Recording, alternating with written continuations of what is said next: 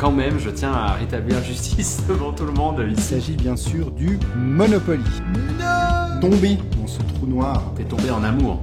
en amour du trou noir effectivement de Kickstarter. Ah, tu veux mettre une équipe ou pas? Pas du tout, c'est un engine builder. Mais c'est un peu un déclic aussi. Vous écoutez On joue-tu? On joue-tu ou bien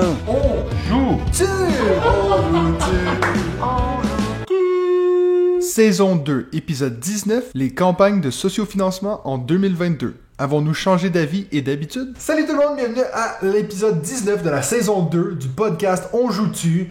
On est de retour en pas live, parce que la semaine passée on était, il y a 2 semaines, on a fait notre premier podcast en live. Par contre, on est encore une fois les 3 autour du micro. Comment ça va? David? Écoute, moi je vais toujours bien. Je pense qu'effectivement c'est peut-être mieux qu'on soit pas en live parce que j'ai l'impression qu'il y a un certain niveau de fatigue là entre nous trois. On serait peut-être moins beau que la dernière fois. Hein? En tout cas, parlez pour vous, moi je suis frais et dispo, mais... C'est vrai que t'es assez frais finalement. Tu nous as mis la pression. C'est toi qui nous as dit qu'il fallait faire une pause parce que t'avais pas de boulot. Putain, les enseignants, quoi. Mais justement, j'ai plus de boulot maintenant, c'est fini. Tous les mêmes. Je suis en vacances, on passe à la prochaine. Benji, comment ça va? Parfait, pareil, très heureux d'être là, très fatigué aussi, mais très heureux d'être à vos côtés. On est chaud. On n'a pas fait un retour sur la semaine, le live. Vous en avez pensé quoi de cette expérience de faire en live avec la communauté et tout? Écoute, c'était top, hein. Franchement, je pense qu'on a passé un super bon moment. C'est vrai que c'est extrêmement sympa d'avoir la communauté avec laquelle on peut interagir En tout direct, de suite, ouais. ça c'est vraiment très agréable. Après, c'est malgré tout pas tout à fait le même exercice. Moi, je suis pas habitué à la caméra, tu vois, donc faut pas oublier qu'elle est là, faut pas faire attention à pas se caresser comme on fait fréquemment avec David. ce qu'on T'étais fait. pas obligé de le faire pour Il vrai. vient de le faire, hein, si jamais vous l'avez pas vu, mais Puis toi, ça David, m'a t'en as fait pensé quelque quoi? chose.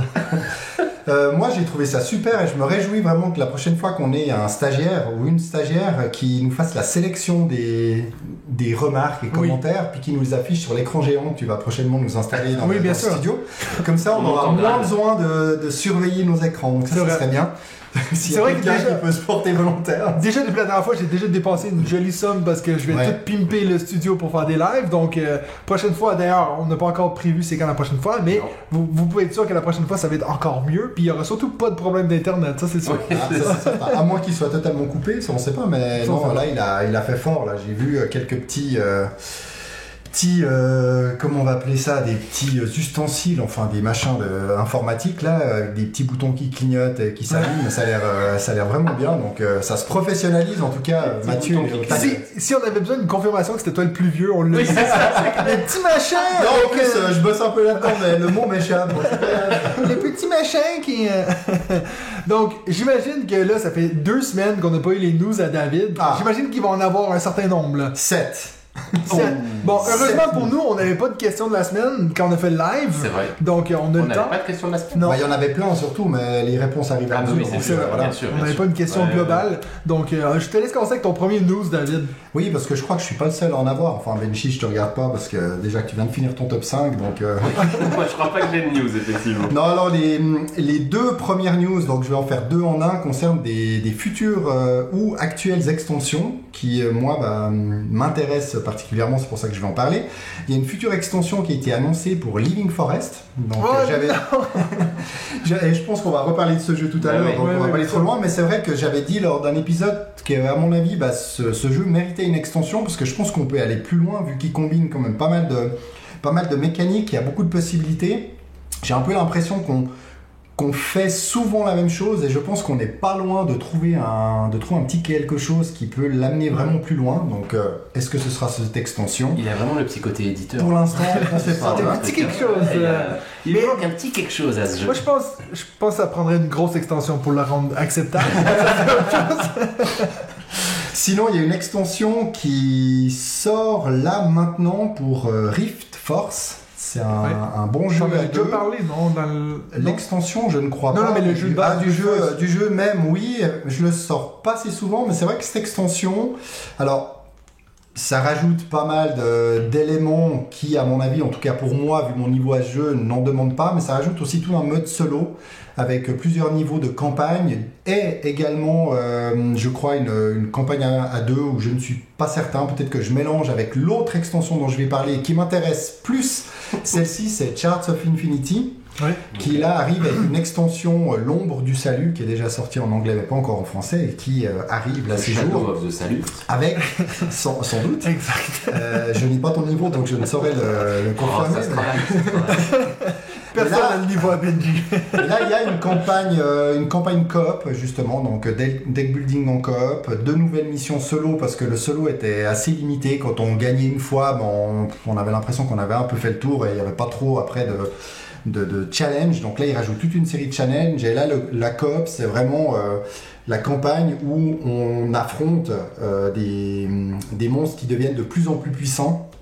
Et le but, c'est de réussir à atteindre le dernier, à le combattre. Donc du très positif sur cette extension. Maintenant, j'attends de voir et je vais. C'est un des rares jeux où j'ai tout de suite intégré, quasiment tout de suite, la première extension. Donc celle-ci, je pense qu'elle. Ah, donc c'est une deuxième extension. C'est une deuxième extension. Ah ouais, déjà. Exactement, ouais. Tout à Ok. fait. Moi, je voulais surtout faire un retour sur les nominés du fameux Spiel des Jahres. Ah, t'as dans les Oui. news. Moi, c'était après les news, mais tant mieux. Les Voilà. nommés, les nommés. Les nommés. Les Voilà. Alors, nommés. moi, en tant que bon Québécois, je dis les nominés. Ouais. Écoute, moi j'ai entendu d'autres bons Québécois dire les nommés. Surtout Ouais. que là j'ai quand même fait une capture d'écran d'un beau visuel qui Oh. était fait avec les nominés du Spiel des Jahres. Bah donc c'est voilà. faux. Voilà, je sais plus où je l'ai pris, donc je vais. Et c'était bien prononcé, ouais. Et c'est surtout, pas Dark Nova. Non mais ça, Non, moi mais je trop pense qu'on commence expert, directement les avec gars, ça. trop expert. Trop expert. Mais oui, quand tu vois la sélection, c'est trop expert. D'une D'ailleurs, Imperium, c'est pas j'ai non de la plus peine si déjà à léger que ça. comprendre. Bah ouais, c'est ça. Alors c'est sûr que, mais peut-être il faut déjà qu'on fasse un peu la liste alors pour les gens qui. Bah, commençons Voilà. par l'expert. Allez. Alors, Comme ça. expert, on a Living Forest. Donc Voilà. Qui est pas si expert que Hey, ça. Moi j'aime bien, mais oui, c'est mais du familial. Tu te souviens, plus, quand on en avait parlé lors des As d'or, on hésitait à même le mettre familial. Oui. Puis là, il est en expert. Donc déjà, initié, je le trouvais haut. Mais Expert, à c'est- l'after il était initié, hein, c'est Il juste. était initié. Ok, ouais. Alors que c'est ça qui est drôle, c'est qu'il se trouve dans la même catégorie que Dune Imperium, Ouais. qui était alors séparé Expert, de ouais, Living ouais, Forest tout à dans fait, l'As d'or. tout à fait. Donc, je t'ai coupé, mais il y a Living Forest, Dune Imperium, Dune Imperium, donc qui va gagner. Et Cryptid, que je connais pas du tout. qui a Cryptid Gem. 3-4 ans C'est ce que tu dis, ouais. pour la version en tout cas française. Mais c'est vrai que La c'est version un, allemande, c'est un allemand. peu dommage cette histoire que. Bon, en final, l'As d'or, Mais c'est la l'As d'or, même c'est chose. pareil, ouais, c'est tout vrai. à fait, ouais. C'est vrai. Bah non, théoriquement l'As d'or, s'il y a déjà eu des précédentes éditions, alors sauf pour Iki, mais Iki ça fait débat, parce qu'il existait qu'en version japonaise, la première version, Mais il y avait justement, jamais eu de version française, et ça a été accepté, mais je crois que sinon, ils acceptent pas trop les jeux qui sont juste par rapport à une Moi j'avais en sortie, tête quand même que française. sur une édition française. Il faut qu'il c'était- soit disponible en c'est français, ça, ça, ouais. c'est sûr. Après, ouais, pas certain. Mais Bon, Mais après, ça- ça me choque pas, ça reste quand même, même si c'est un prix international, le Spiel des Jahres, ça reste quand même un prix Très aussi allemand, pour ouais. le public allemand, donc c'est normal que. Mais il y a déjà Mais eu, je sais plus exactement les titres allemands. titres, mais il y a déjà eu quelques cas de figure où justement il y a des jeux qui sont arrivés, qui ont été nommés et qui étaient sortis déjà depuis plusieurs années. Ouais. Moi j'ai entendu beaucoup de bonnes choses sur Cryptid. Maintenant je n'y ai jamais joué donc j'irai pas plus loin que ça, mais ça a Ouais. l'air d'être un jeu assez intéressant où chacun a une information. Et on doit être capable, grâce à des échanges justement d'infos entre les différents joueurs, à retrouver l'endroit où se trouve Ouais. la fameuse bête. Donc c'est du faux coop un peu. Ça, Ok. non, ça a l'air Je connais. pas mal. Bon. Mais c'est vrai que j'étais étonné de le voir là. Surtout, pour eux c'est nouveau, mais c'est vrai qu'on se dit le Spiel c'est tellement pour nous un prix international Ouais. que finalement ça reste très national. Mais Donc, peut-être choix. qu'il faut qu'on arrête d'avoir l'impression que ça, et puis qu'en tant que francophone, on mette plutôt en avant nous l'As d'or en disant que c'est ça maintenant le prix. Oui, l'As d'or, Le qu'on s'est prix, hein. plaint tout le long de l'épisode parce qu'ils n'ont pas mis Welcome to the Moon. Non, non, puis qu'ils ont vous pas- êtes là, moi j'ai pas arrêté de les défendre.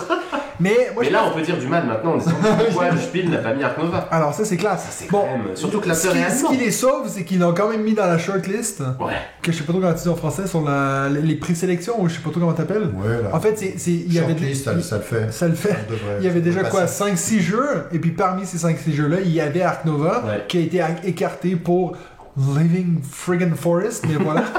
Alors c'est vrai que j'ai oublié de regarder la liste de cette shortlist là, je crois qu'il y en a 8 au total, puis il y en a Oui. 3 qui passent plus loin et 5 qui sont recalés. Mais moi je le regardais en direct, puis il annonce d'abord la shortlist, Ah, ok. puis j'ai vu Ark Nova, donc je me dis, ah, c'est sûr qu'il va être ramassé là, puis là finalement j'ai arrêté de regarder la vidéo, puis quand je l'ai regardé, j'étais genre, mais where is it? Tu vois. Mais c'est vrai que pour les auteurs, ça a l'air d'être déjà assez intéressant d'être dans cette shortlist parce qu'elle est quand même pas mal communiquée.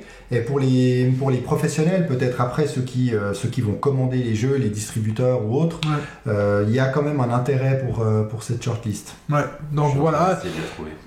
Après, la différence, c'est vrai que j'ai aucune idée si on a vu la shortlist de l'As d'or, donc potentiellement Non, je crois peut-être pas. que Si, Welcome on to avait the Moon, parlé un il petit y peu. était. Si, je crois qu'il y en a une dizaine qui sort dans la shortlist de l'As d'or aussi.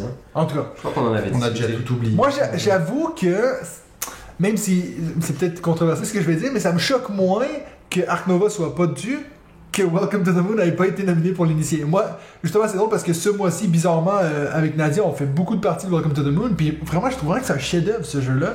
Toi, tu entends Vous parler. êtes remis là? On s'est remis Ok, dedans, ouais. ouais. Mais parce qu'elle, elle avait que fait les 2 premiers scénarios, puis elle a dit, j'aimerais bien voir les autres. Je pense qu'elle est tannée de jouer à Everdell, donc elle commence à vouloir voir autre chose. Et puis, ben, en fait, on a fait le scénario 3, je pense que c'est mon préféré.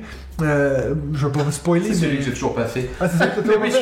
je suis arrêté au 2, moi. Ah non, mais alors, le 3, je le trouve vraiment cool. Et puis, c'est vrai qu'au final, tu te dis, c'est vraiment 8 jeux en 1. C'est vraiment ça, l'histoire. Donc, je pense qu'en termes de. On est vraiment sur un roll and write, un jeu à cocher, mais c'est le meilleur jeu à cocher ever, selon moi. Accessible, rejouable, il y a tout qui est dans ce jeu-là. En plus, ça, c'est sans compter la campagne et tout. Bon, on voulait Il pas parler de mérite, Welcome to the Moon. non, il mérite juste l'achat d'autres stylos. C'est vrai que les stylos sont vraiment cheap, ils écrivent vite Bon. gros, c'est pas terrible. C'est vrai de beaucoup de jeux avec les petits Bah, stylos. oui. Moi, il faut que je trouve une boîte de 150 de ces stylos pour les foutre dans un Mais coin. les dames. À place d'avoir 12 000 baggies en plastique, j'aimerais mieux avoir des stylos. Alors j'ai la liste en fait donc pour le Kennerspiel, donc le jeu expert, hein, Ouais. il y a 3 jeux nommés, donc les 3 qu'on a dit, Ouais. et 3 recommandations, c'est la Ok. recommandation, le mot qu'ils utilisent, donc il y en a 6 en tout. Et dans ces 3 recommandations, il y a Ark Nova, donc, Ouais. sort en première, alors je sais pas si c'est par ordre alphabétique ou pas. Ouais. Il y a Korra, qui est chez Yellow Oui. Expert, et puis il y a j'avais vu. Witchstone. Witchstone qui est de Ah oui, Knizia, je sais. ça. Ouais, qui est je de l'ai Knizia, vu, ce je liste, sais pas ce que ouais. c'est. Ouais. Donc effectivement, Ark Nova sort derrière, mais c'est vrai que c'est quand même très surprenant étant donné le buzz et la qualité du jeu, parce que pour le coup maintenant on a tous joué à ce jeu et c'est vraiment un excellent jeu, c'est surprenant qu'il sorte Ouais. pas... Bah, ils sont tous Derrière, plus quoi. experts que Living Forest, ça c'est certain. Et Cryptid, je veux pas me prononcer, mais ça n'a pas l'air si complexe que ça. Ouais, est-ce que Dune Imperium, bon c'est toujours difficile. Oui, c'est on l'a expert. toujours dit. Ouais, pour Oui, moi oui. il est quand même... Oui. Non mais tu vois, C'est Oui. pas un par rapport gros entre Ark expert, Nova- mais... entre Ark Nova et Dune Imperium, j'aurais du mal à dire lequel est le plus expert. Ah, Ark Nova est pas si bah, compliqué que ça. en fait, Romain, c'est ce que t'as je dit en dirais- une partie, tu savais jouer hein. Ouais, mais c'est parce qu'on est déjà des joueurs habitués. Je pense que quand tu mets quelqu'un qui n'a pas du tout l'habitude de jouer ou qui joue plutôt à des jeux du style Living Forest. Living Forest, tu fais monter des personnes à bord facilement. facilement, ouais. Ma fille de 10 ans y a joué, elle a très bien compris, elle a adoré. Je la ferai pas jouer à Ark Nova. Mais je pense que la plus grosse différence, je dirais, entre les deux, c'est que Dune Imperium, une fois que t'as compris, t'as compris.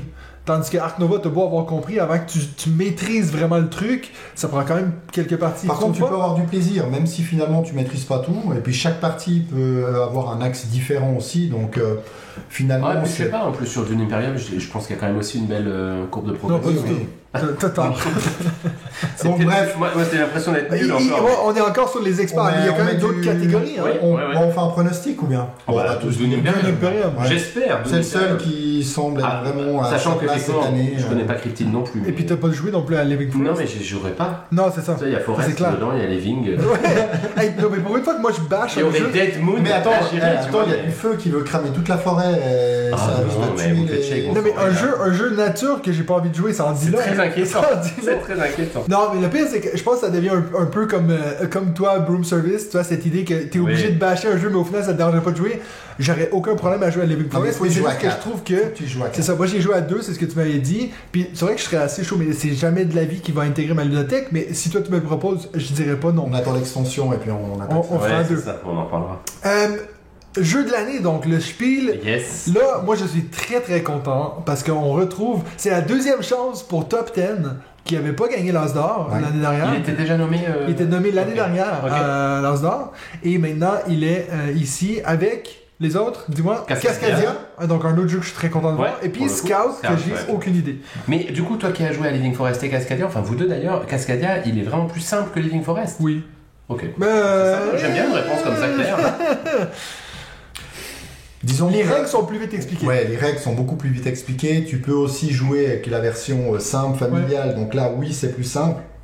Mais après, on est proche. Après, ça, c'est une catégorie. C'est la catégorie un peu, voilà, jeu de l'année.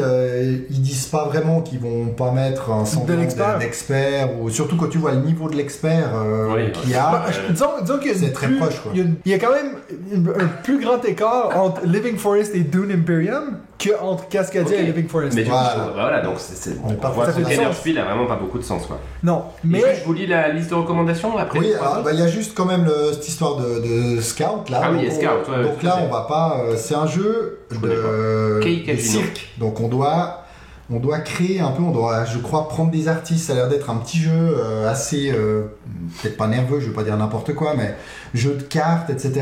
Où on engage des artistes Ouais. pour faire des numéros, des trucs comme ça. Donc rien à voir avec les scouts qui vont dans mais les est-ce qu'il y a bois eu une avec version des française? saucisses. Moi, j'ai jamais entendu parler du jeu. Non, j'en ai pas entendu parler, mais il y a déjà eu Robin des Bois là, Oui. qui avait Cosmos. été, je sais plus s'il l'avait gagné ou pas, Non. et on n'en avait pas du tout entendu parler. Il est arrivé après en Par français après, plus tard. peut-être Donc finalement, qu'il c'est un arrive, peu l'inverse de l'inverse de Cryptic. À voir. Et puis donc toi, dans la tu liste de disais- recommandations, il y a Seven Wonders Architect, qui Ouais. pour moi est bien sûr celui qui manque là, Ouais. mais en même temps Seven Wonders avait gagné le Spiel des CRS en 2010, Ouais. donc peut-être que c'est la raison pour laquelle il apparaît pas dedans. Il y a Echoes the Dancer, que je connais pas. Ah chez oui. Ravensburger. Ah oui, C'est mais le je jeu l'ai de- juste ici, de là, c'est son, le truc là. avec les bruits. Magic Ouais, Rabbit de chez Funbot. Je connais pas. Ah oui, bah Magic Rabbit, oui. Oh, mais là, ça aussi, c'est assez vieux là. Je connais pas. Julie Dutoit, Romaric Gallonnier, Ludovic Simonet et Cécile Ziegler. My Gold Mine de Michael Lott, Christophe Schilling. Ah, mais lui, et il a été- Hans Holl. Il a été Cosmos. nominé tu sais, quand on a fait les prix de l'UDESCO, les Swiss Game Awards, Lequel? ben My Goldmine était dans les prix pour Ah. enfants. Ah, ok. Donc peut-être. voilà. So Clever de François Romain Oui. chez Repoprod. Oui, bah oui. Et Clover. Très Clever. Bah, Ah oui, en allemand. Ça, c'est celui avec les traits. Clever. Ah, Clever. Clever. Et Trek 12 Himalaya de Bruno Catala et Corentin Leroy. Himalaya. Himalaya, ouais. C'est drôle ça. C'est intéressant. Ils n'avaient pas déjà nommé le premier les années précédentes, hein, je pense. Mais non, Himalaya, c'est le C'est le premier. premier. Ah, ok. Alors, Donc c'est ça qui est drôle, c'est Moi, je qu'il pense qu'il a été encore il est sorti traduit. en Mais France. Magic Rabbit, c'est un très très bon petit jeu de rapidité, de coop et de coordination en fait. Et l'histoire de jeu est assez intéressante. Alors je pense que je vais oublier certaines choses, mais c'est des auteurs qui sont rassemblés pendant une journée. Et en fait, leur objectif c'est de sortir un jeu, un projet de jeu en un jour. Et ils ont accouché de Magic Rabbit en 2020. Ah ouais, c'est drôle ça. Ah. Et je crois qu'ils en ont fait d'autres aussi comme ça, et c'est vraiment un super jeu, et dans cette gamme qui est vraiment sympa. C'est cette fameuse gamme chez les Lumberjack Studios qui s'ouvre, où tu as une sorte de pochette qui se décroche en fait sur le dessus, donc c'est un packaging qui est vraiment très sympa. Puis là aussi on évolue, il y a des petites enveloppes à ouvrir, donc ça rend de plus en plus compliqué, donc vraiment très sympa, Ouais. un bon petit jeu. Et puis bon, je sais pas si vous voulez faire la catégorie enfant, hein, parce que Bah, moi, peut-être oui. juste vous dire que les réponses seront le 16 juillet pour le Ok. Kennerspiel et pour le Spiel des CRS, alors que pour la catégorie enfant, ce sera un peu plus tôt, ce sera le 20 juin. Et puis, juste nommé, en tout cas, moi, le seul que je connaissais un petit peu dans la catégorie enfant, c'était la version enfant de Charlatan de Belcastel. ouais. Et la Et version on met- enfant de Tréfuté. Ah oui, c'est juste Donc ok, ça c'est me dit un quelque chose. double nomination pour De Wolfgang Wolfgang Warsch. Qui a déjà Exactement. été nommé Oui, deux fois. deux Et fois. Pour les mêmes jeux. Et pour Schmitt aussi, Oui, les deux. C'est ça, c'était Tréfuté Ah, c'est fou et en fait. les Charlatans de Belcastel. Et Et là, les c'est les mêmes. deux jeux chez Schmitt, donc c'est vrai que ils ont l'air vraiment très très sympas. Le Tréfuté enfant, j'ai C'est aussi. une course de entendu cheval ou de Alors ça poney? c'est le Belcastel, Dan. Ah pardon, Ouais, je course désolé, oui, d'âne. t'as raison. Et puis c'est vrai que le Tréfuté, il a l'air vraiment très sympa aussi pour les enfants. Donc à mon avis, c'est l'idéal parce que c'est des versions qu'on rend accessibles aux plus jeunes de très très bons Ouais. jeux. Donc ça c'est plutôt cool, C'est comme- même si finalement les Charlatans de Belcastel, Toi tu le pour dis, ouais. moi c'est du 7+, puis là, Il avait été celui-là, le Grand nominé, Prix, ils mettent 6+, donc je pense que Ouais, c'est c'est très deux fois sèche. plus d'enfants Bon, qui savent jouer. Mais là, Charlatan, voilà, là, était je nominé. l'offrirais beaucoup plus facilement aux enfants celui-là Ouais. qu'un charlatan de Belcastel. Charlatan, D'ailleurs, je me parce que- réjouis de l'offrir Mais à... Charlatan, il était nominé expert, hein. Ah, expert en plus, ça va bien. Mais Pardon. le Grand Prix de Belcastel, moi là j'ai une filleule qui va faire 6 ans je crois cette année si je dis pas de bêtises, donc ce sera parfait en octobre pour son anniversaire. Parce que je pense que le problème de Charlatan de Belcastel, c'est que si tu l'offres à un enfant de 7 ans dont les parents ne savent pas Ouais, ça, la lecture il va directe, pas être tu les ouvert. tues, quoi. Après on peut mentionner le troisième, hein, Zoberberg. Donc Mais- Zoberberg, on va rien en dire parce qu'on ne le connaît pas, mais il a l'air d'avoir un très gentil magicien sur la four et c'est chez Amico. Moi je vais enchaîner avec mon deuxième petit news ici. Moi Après, vous avez autre chose à il dire? en reste 4 à David. hein. Ah oui, j'en ai Oui, un. mais on a le temps. Ouais, mais je suis pressé. Moi, je voulais faire un mot sur. Je vous en ai parlé dans notre groupe WhatsApp, mais je voulais en parler dans le podcast. la chaîne de YouTube anglophone, de Dice Tower, qui a annoncé, moi je l'ai écouté cette semaine, mais en fait ça faisait déjà 2 mois, donc je suis un peu en retard. Mais donc Tom Vassell, qui est vraiment un peu le parrain, c'est ça, le pape des jeux de société sur YouTube, qui avait commencé sa chaîne en 2002. Donc ça fait presque 20 ans maintenant, donc c'est vraiment quelqu'un, je pense qu'en termes de gens sur la planète qui connaissent le plus de jeux, c'est ça. Donc lui avait commencé le podcast. Et il a commencé son propre podcast en 2007, donc 15 ans plus tard, après 750 épisodes, il a décidé de dire stop, on arrête ici. Petit joueur, hein. Ouais. Nous, après 36 épisodes, comme ça, après 750 épisodes. Il nous en reste 720 pour les rattraper, hein, Ouais, donc on va les faire dans le home pour personnes âgées, je pense, pour David. C'est pour ça que Mathieu nous a proposé de supprimer les saisons, c'est pour avancer plus vite dans les numéros, pour se rapprocher de 750. Mais je voulais vous revenir sur cet épisode-là parce que pour le dernier épisode, donc le 750e épisode, il a décidé de faire son top 10 jeux ever, comme nous on l'a fait il y a 2 semaines. Et ce qui est intéressant, c'est qu'un de ses premiers épisodes qu'il avait fait, c'est justement son top 10 jeux. Donc il voulait voir à quel point il avait évolué dans les 15 dernières années.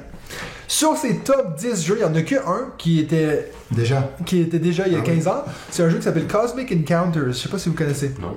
C'est un jeu qui apparemment a presque maintenant 40 ans. Puis je me souviens que toute ma vie, quand j'ai regardé ce gars-là, il parlait toujours de ce jeu-là. Puis ça m'intéresse pas du tout parce que c'est un jeu dans l'espace. Mais je pense que c'est pour toi, Benji. Je vais regarder ça tout de suite. Et Cosmic Encounters. Et je vous annonce que son numéro 1 jeu de tous les temps, Ah, ça va nous agacer, je pense. Ark Nova.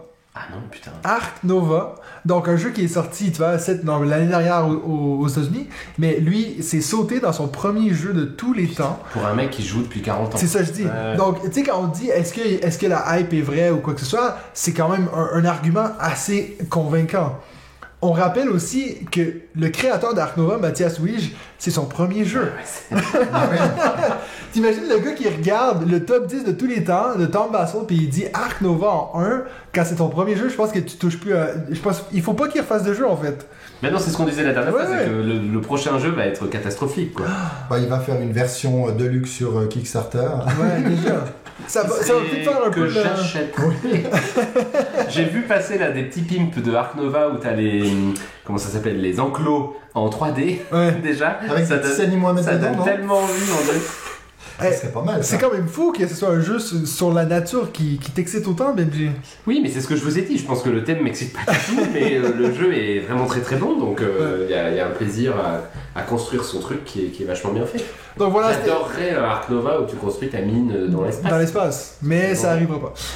Donc si jamais il existe en français, hein, le Cosmic Encounter, alors moi je l'ai pas trouvé. Qui s'appelle Rencontre Cosmique. Ouais. Ah bon, ok, ils sont qui pas a été foulés sur le... 3 fois même en français. Mais toi qui Il y a une édition anniversaire en 2018 et elle a été faite en 1977. Je ne dirais pas à quoi me fait penser cette date de naissance. Mais dis-toi que quand tu disais juste avant qu'apparemment Pochon il trouve qu'on n'a aucune référence sur les vieux jeux, je suis sûr qu'il est en train d'écouter ce podcast en disant Enfin, il a pas dit exactement ça comme ça. Il a dit ça serait bien de pouvoir rajouter quelques anecdotes sur des vieux jeux. de comprendre d'où vient justement telle mécanique de tel jeu, d'où vient l'idée. Alors Sébastien, si tu écoutes ce podcast, écris-nous qu'est-ce que tu penses de Rencontre Cosmique.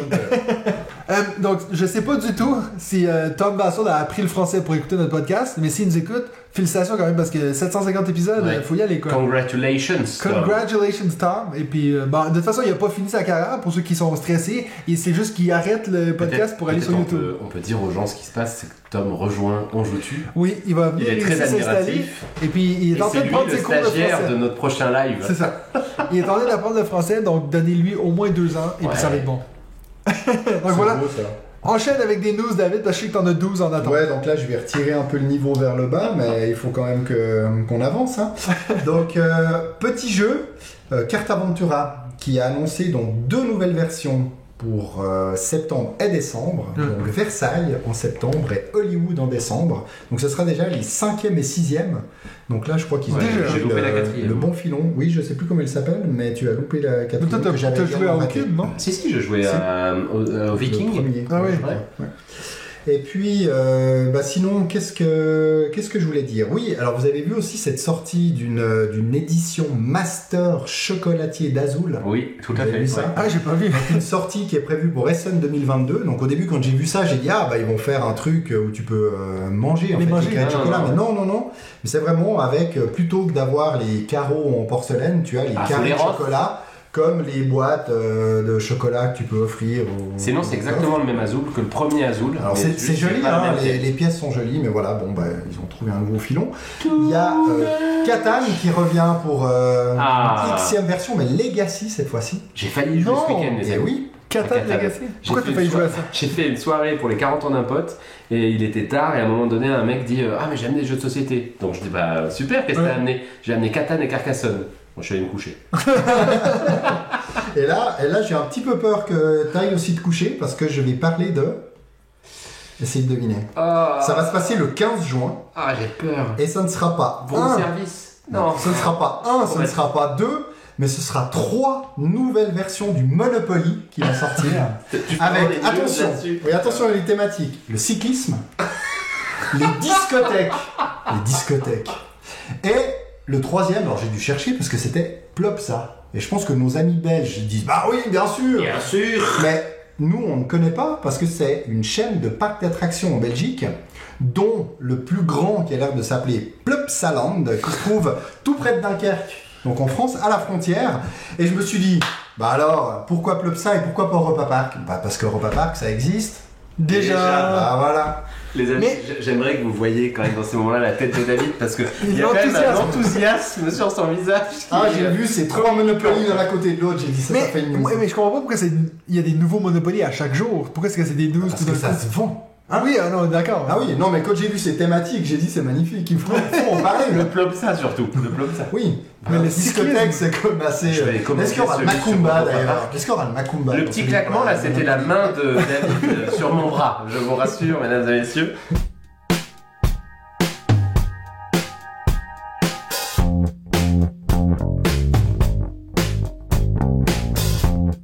Maintenant, on va passer au premier segment, le jeu de la semaine. Je vais laisser Benji commencer parce qu'on t'a pas entendu beaucoup pendant les news. Ouais, ben non, j'ai subi un petit peu ces news dans une certaine forme de douleur. Écoute, mon jeu de la semaine, alors j'ai du mal à retrouver parce que j'ai pas beaucoup joué ces derniers temps. Mais... T'as eu 2 semaines pour Ah trouver oui, un jeu de la mais- semaine, puis t'as rien. Excuse-moi, j'ai failli jouer à Catan et Carcassonne. Tu peux alors, peut-être parler d'Ark Nova? estimez-vous heureux.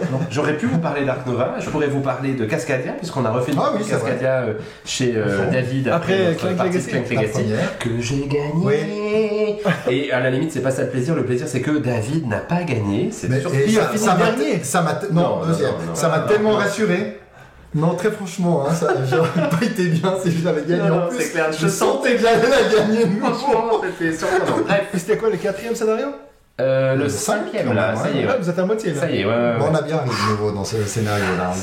C'est à ton C'était pas mal. Non, mais c'était bien. Oui, oui, On a non, mais passé c'est un bon toujours moment. des Mais bons moments. Oui, oui. C'était beaucoup moins long que. Oui, c'est vrai, mais on a joué assez vite. Ouais, on a Ça, été- c'est Moi, ça assez veut rien rare. dire, hein. En fait, ça dépend. Tu pourrais finir Ah, une partie ouais, assez ça. rapidement. Non, non, il y a quand même quelque chose, c'est que maintenant, quand on joue, quand c'est ton tour, en fait, tout le monde joue tout de suite. Tu vois, au début, malgré tout, on joue avec Fallait ton épouse découvrir un peu. et une amie qui sont pas non plus des joueuses, qui jouent pas non plus autant que nous, et donc à chaque tour, elles réfléchissent à leur tour, en fait.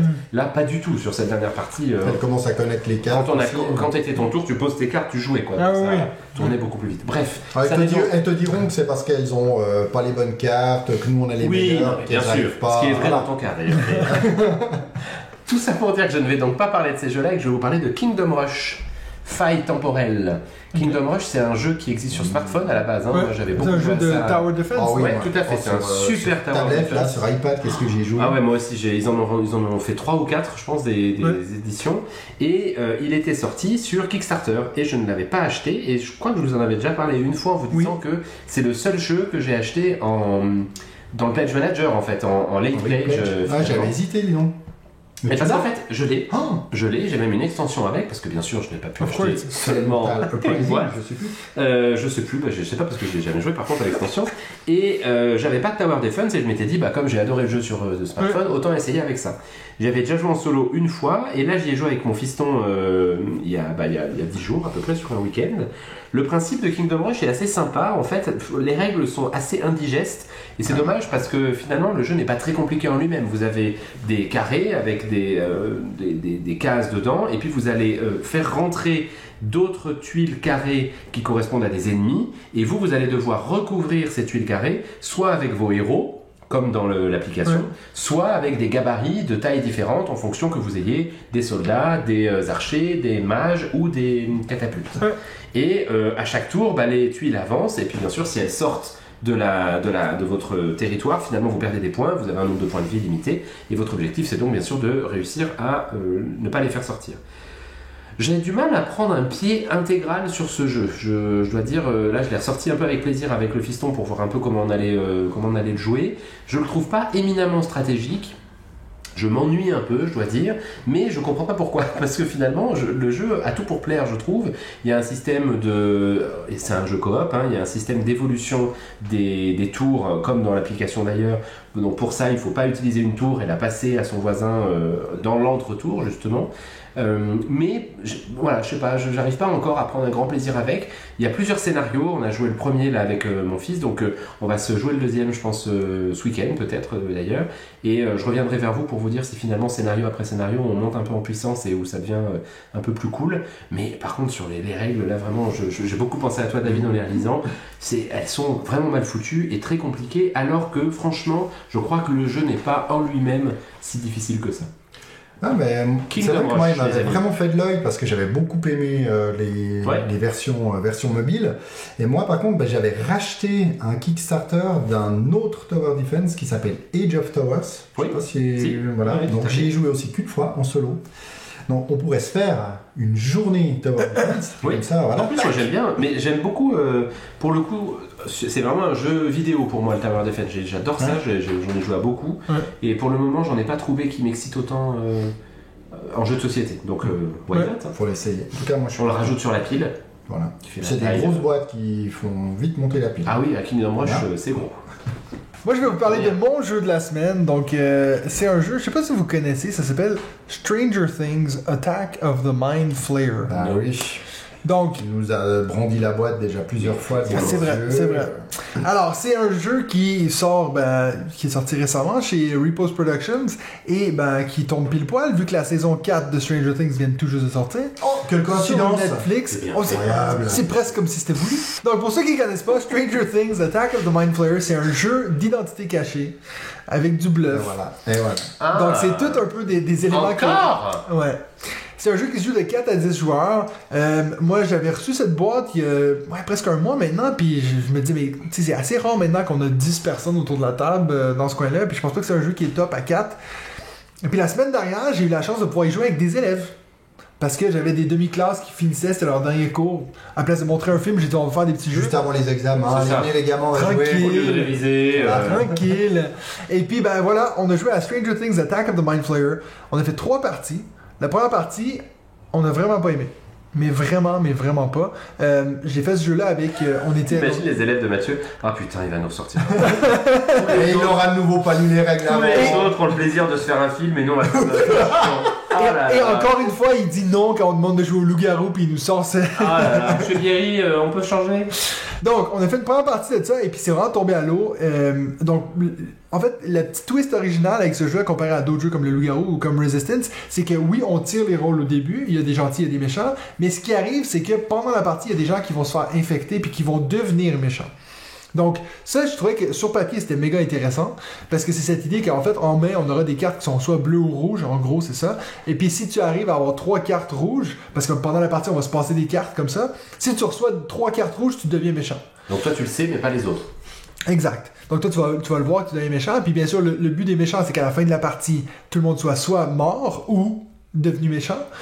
Et puis, ce que nous, on s'est rendu compte, c'est que même après 3 parties, je ne comprends pas comment c'est possible pour les gentils de gagner. Parce que, pardon, pour le contraire, il y a toujours au moins une personne qui, à la fin, a réussi à se faufiler puis sortir avec... qui est toujours gentil. Et puis, selon les règles, si ça c'est le cas, c'est les gentils qui gagnent, tout le monde. Donc, je sais pas si... il y a peut-être c'est bien, parce qu'au final, il reste un vainqueur, donc c'est peut-être pas si mal. Oui, ouais, mais ça dit selon les règles que tous les gens qui étaient méchants au début, gentils au début, ils sont quand même considérés gagnants. Ouais, ils se sont fait infecter, ils sont morts. Donc voilà. Non, mais c'est parce que si tu meurs en tant que gentil, t'es quand même considéré d'avoir une victoire. Bref, c'est un jeu que... écoute, moi j'en ai... Déjà, je pense qu'entre nous trois, c'est clairement moi qui ai le plus jeu de rôle caché et tout, de groupe comme ça. Et c'est de loin pas mon préféré. C'est un que je pense pas que je vais ressortir parce que j'en ai tellement d'autres des meilleurs. Et puis je peux même pas dire que si vous adorez Stranger Things, vous allez adorer le jeu parce qu'au final, il y a pas grand chose qui relate à la série. Oui, chaque joueur va avoir un personnage, mais les personnages changent absolument rien. Il y a pas comme exemple, tel joueur peut faire telle chose. Non. J'ai vraiment voulu l'aimer, puis parce que je suis un grand fan de la série, mais vraiment après... alors j'avoue que la première partie est vraiment tombée à l'eau. Par après, on a plus apprécié le jeu. Là, on commençait vraiment à dire « Ah non, mais lui, il m'a donné telle carte, donc c'est sûr que c'est un méchant. » Parce que en gros, quand t'es méchant, t'es les seuls qui peuvent donner ces cartes rouges-là. Donc ça, c'était assez intéressant, mais... C'est vrai que, je sais pas, moi, comme je vous dis, je connais tellement d'autres jeux qui sont mieux que celui-là que je me verrais mal vous le conseiller. Mais, voilà. Mais, quand je le compare à... Resistance, quand je le compare même à un jeu comme Oriflamme, qui est pas du tout la même chose, il y a pas de traite, mais t'as quand même des rôles cachés, c'est plus intéressant, complot. Loup-garou. Pas du tout loup-garou. Donc si vous êtes... Alors si... Oui, c'est vrai, Secret Hitler, mais qui pour moi est presque la même chose que Resistance. Si vous êtes vraiment fan du loup-garou, puis vous voulez juste monter tranquillement en termes de qualité, Stranger Things, Attack of the Mind Flayer. Voilà. Bon, bah écoute, 2 présentations de jeux pas folles pour le moment. David, est-ce que tu vas remonter de niveau? Mon jeu s'appelle Mon. Voilà. C'est un tout petit jeu, alors à rechercher, c'est hyper chiant parce que MON, suivant le moteur de recherche, ça va te sortir énormément de choses. C'est un jeu que m'a fait découvrir, c'est un jeu que m'a fait découvrir nos amis des Hauts Plateaux. Okay. Alors, je te confirme que j'ai mon premier Carcassonne, mon premier Verger, mon premier Lynx, c'est mon fort, mon mémo cartable, Monopoly mon quartier. Voilà. Monopoly. Alors c'est un petit jeu japonais, Dozami Okano. Et puis édité par Studium Mundi, donc c'est vraiment une production très peu connue ici. C'est pour ça qu'ils sont, je sais plus où ils l'ont découvert ce jeu, mais ils l'ont adoré et ils en ont fait venir des boîtes spécialement pour le boutique des Hauts Plateaux à Bulle, exactement. Et puis quand je suis allé la dernière fois, il m'en a reparlé, j'avais vu qu'ils en avaient parlé sur leur Instagram, je me suis dit ok, il faut que je le teste. Par contre il m'a dit ne lis pas la version française des règles dans la boîte parce que c'est incompréhensible, c'est une catastrophe. Donc, lis la version japonaise. Voilà, non. Il a dit je t'envoie par email notre version. Donc il a refait en fait, mais vraiment avec la même mise en page, donc nickel, hein, pas un DocWord tout pourri. Il a écrit dans un bon français les règles et donc ça m'a permis de tout à fait bien les comprendre. Je vous avouerai que je n'ai pas comparé à la version d'origine parce que j'ai fait tout de suite avec leur version. Donc c'est un très chouette petit jeu de cartes. C'est assez abstrait, hein, il faut dire. Et par contre c'est très simple à jouer. Pour vous l'expliquer en 2 mots, vous avez des cartes, c'est 4 motifs de cartes différents avec des cartes numérotées de 1 à 15 je crois, ou à 18, je sais plus. Et chacun à notre tour, on a la possibilité de poser une carte et toujours la carte doit être toujours supérieure à celle qui est dans sa colonne. Donc il y a 4 lignes, pardon. Vous allez me dire, oui, un peu comme le 6 qui prend pour ceux qui connaissent. Alors tout à fait, seulement si vous avez un 1 qui est posé, puis vous posez un 6, le suivant a soit la possibilité de poser plus grand que 6, soit il peut se mettre par-dessus le 6 pour mettre une carte plus petite. Donc c'est-à-dire entre le 1 et le 6, donc il pourrait poser le 2, 3, 4, 5. Sur chacune des cartes, vous avez un petit emplacement, un petit rond qui indique des points. Et vous avez des jetons qui représentent ces points. Et en fait, chaque carte qui est posée a une sorte de propriétaire qui marquera des points à la fin. Donc si vous recouvrez une carte adverse, vous allez lui rendre son petit jeton qu'il avait mis précieusement là-dessus pour mettre le vôtre à sa place. Et en fait, tout au long de la partie, on va poser des cartes, on va prendre la place de nos adversaires sur justement ces cartes pour pouvoir mettre nos jetons. Et une fois que un des joueurs n'a plus de cartes, donc ça se joue en 15 minutes, on va calculer le total en fait des points qu'il y a sur ces jetons-là. Et c'est vraiment très sympa parce qu'en fonction de ce qui est déjà sorti, bah, vous savez qu'il n'y a plus forcément de place, donc vous savez que cette place, elle vous est assurée si vous avez une carte. Donc voilà, il y a encore quelques petites subtilités, mais vraiment un très chouette petit jeu de cartes comme ça, avec quand même un peu de stratégie. Et bien sûr, il y a le hasard des cartes que l'on a reçues, mais vraiment sympa à jouer une ou deux parties comme ça, 15 minutes la partie. C'est un bon petit jeu de cartes que je me réjouis de ressortir. J'ai fait avec toute la famille, tout le monde a parfaitement compris. Donc voilà, Mon. C'est assez drôle parce que c'est pas la première fois qu'il nous fait ça au plateau, d'acheter des jeux qu'il trouve ailleurs. Oui, tu as déjà fait avec Invité. Je suis pas sûr, je sais plus d'où. Invité à Éviter, il y a Obsession, il va chercher des jeux n'importe où. Lui, s'il y a un jeu qui l'intéresse, partout, il va le chercher. Voilà, il n'est pas distribué en Suisse, donc il s'est dit, bon bah ok, on l'a aimé, il n'est pas distribué en Suisse, bah on va faire venir, on va le distribuer nous dans notre magasin, donc ouais, c'est cool.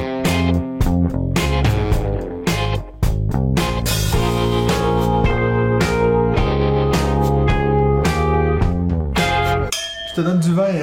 Santé.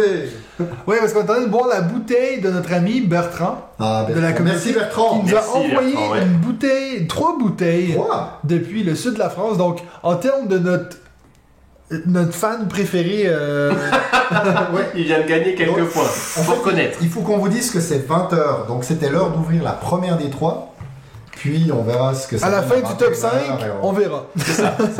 Maintenant, ce qu'on va faire, c'est qu'on va passer sur la thématique de la semaine. On s'est dit, on voulait quand même faire un petit retour. On voulait pas appeler ça Kickstarter 2, parce qu'on a déjà parlé du Kickstarter, mais on avait quand même quelques remarques. On voulait faire des petits retours sur les campagnes de financement différentes. Donc, je vais pas nécessairement appeler cet épisode Kickstarter, parce qu'on parle de tout type de campagne de financement ici.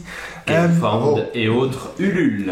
Donc, une histoire que je voulais déjà parler d'entrée, parce que on m'en a parlé aujourd'hui, j'étais au 400 coups et puis on parlait avec Raphaël, et puis il me parlait de la campagne de Eutia, que Benji, quand je t'en ai parlé avant en ronde, tu me disais que tu étais au courant de cette histoire. Donc, eux qui ont fait une campagne à succès, donc pour leur première grosse boîte, énorme. Très très grosse boîte, a priori. C'est la grosseur de la boîte de Gloomhaven, il me semble. La même grosseur de la grosse boîte. C'est vraiment donc, ils ont réussi la campagne, ils décident de relancer une deuxième campagne et de faire une deuxième vague, un reprint, et ils sont à 350%, encore une fois, funded, et tout d'un coup, ils arrêtent la campagne, ils font faillite, ils mettent les clés dans la porte, c'est fini.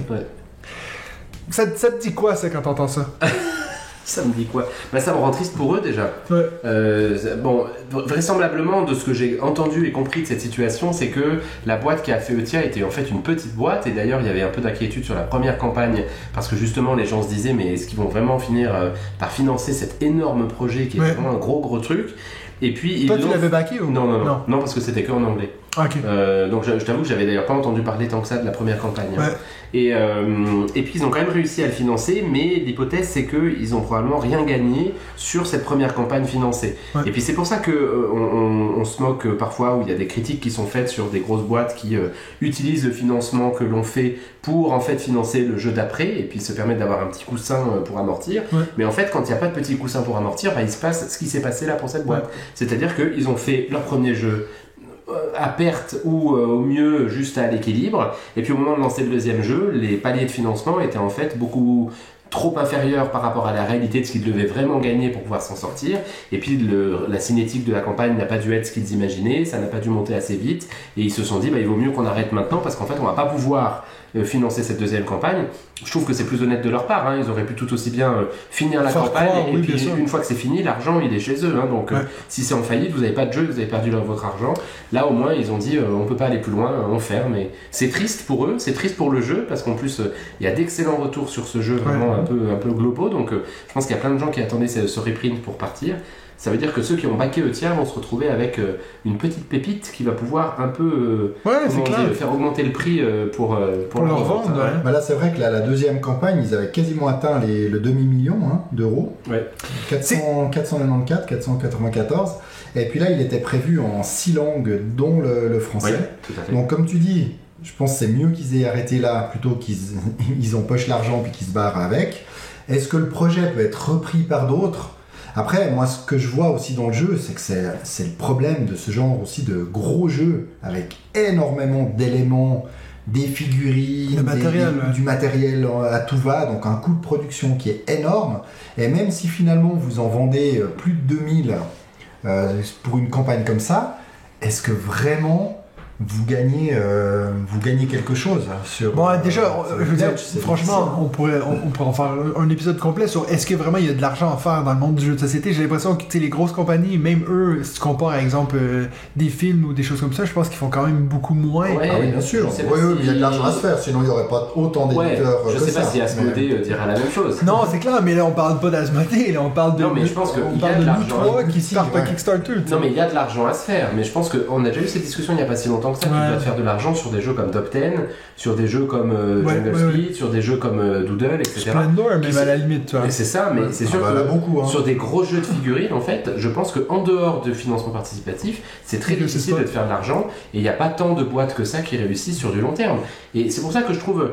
Je vais commencer à prendre la défense, mais on dit du mal de Weekend Realms en disant ouais, ils livrent en retard, ils utilisent l'argent de la campagne précédente pour faire le prochain jeu. Ok, mais en fait, c'est une des rares boîtes à faire des gros jeux de figurines de manière chronique dans le temps, avec des jeux qui en plus quand même globalement ont plutôt des bonnes notes Ouais. sur BGG, donc plaisent à la majorité des gens qui les jouent. Et qui est Et ton qui s'en deuxième sortent. de tous les temps. Ton deuxième Tout à meilleur fait, jeu, mais j'ai Tainted pas Grail. voulu- Bon, c'est un peu comme Mythic Games finalement. Mais c'est vrai que Ouais, ce tout à fait, reproche, c'est un bon de dire, exemple, Mythic ce Games reproche de dire ils utilisent l'argent du précédent pour payer le nouveau, mais au final, C'est un une peu comme entreprise, dans c'est ça. toute entreprise. Un projet, on va pas aller du début à la fin quand on sait le temps qu'il faut pour réaliser un projet. Quand on est dans le, je sais pas, dans la création, dans l'invention du jeu, on va pas attendre que notre précédent soit fini, produit, distribué pour commencer à réfléchir au Ouais. suivant. Alors c'est vrai que si on en lance 5 qui sont au même niveau de la production, ça c'est pas normal.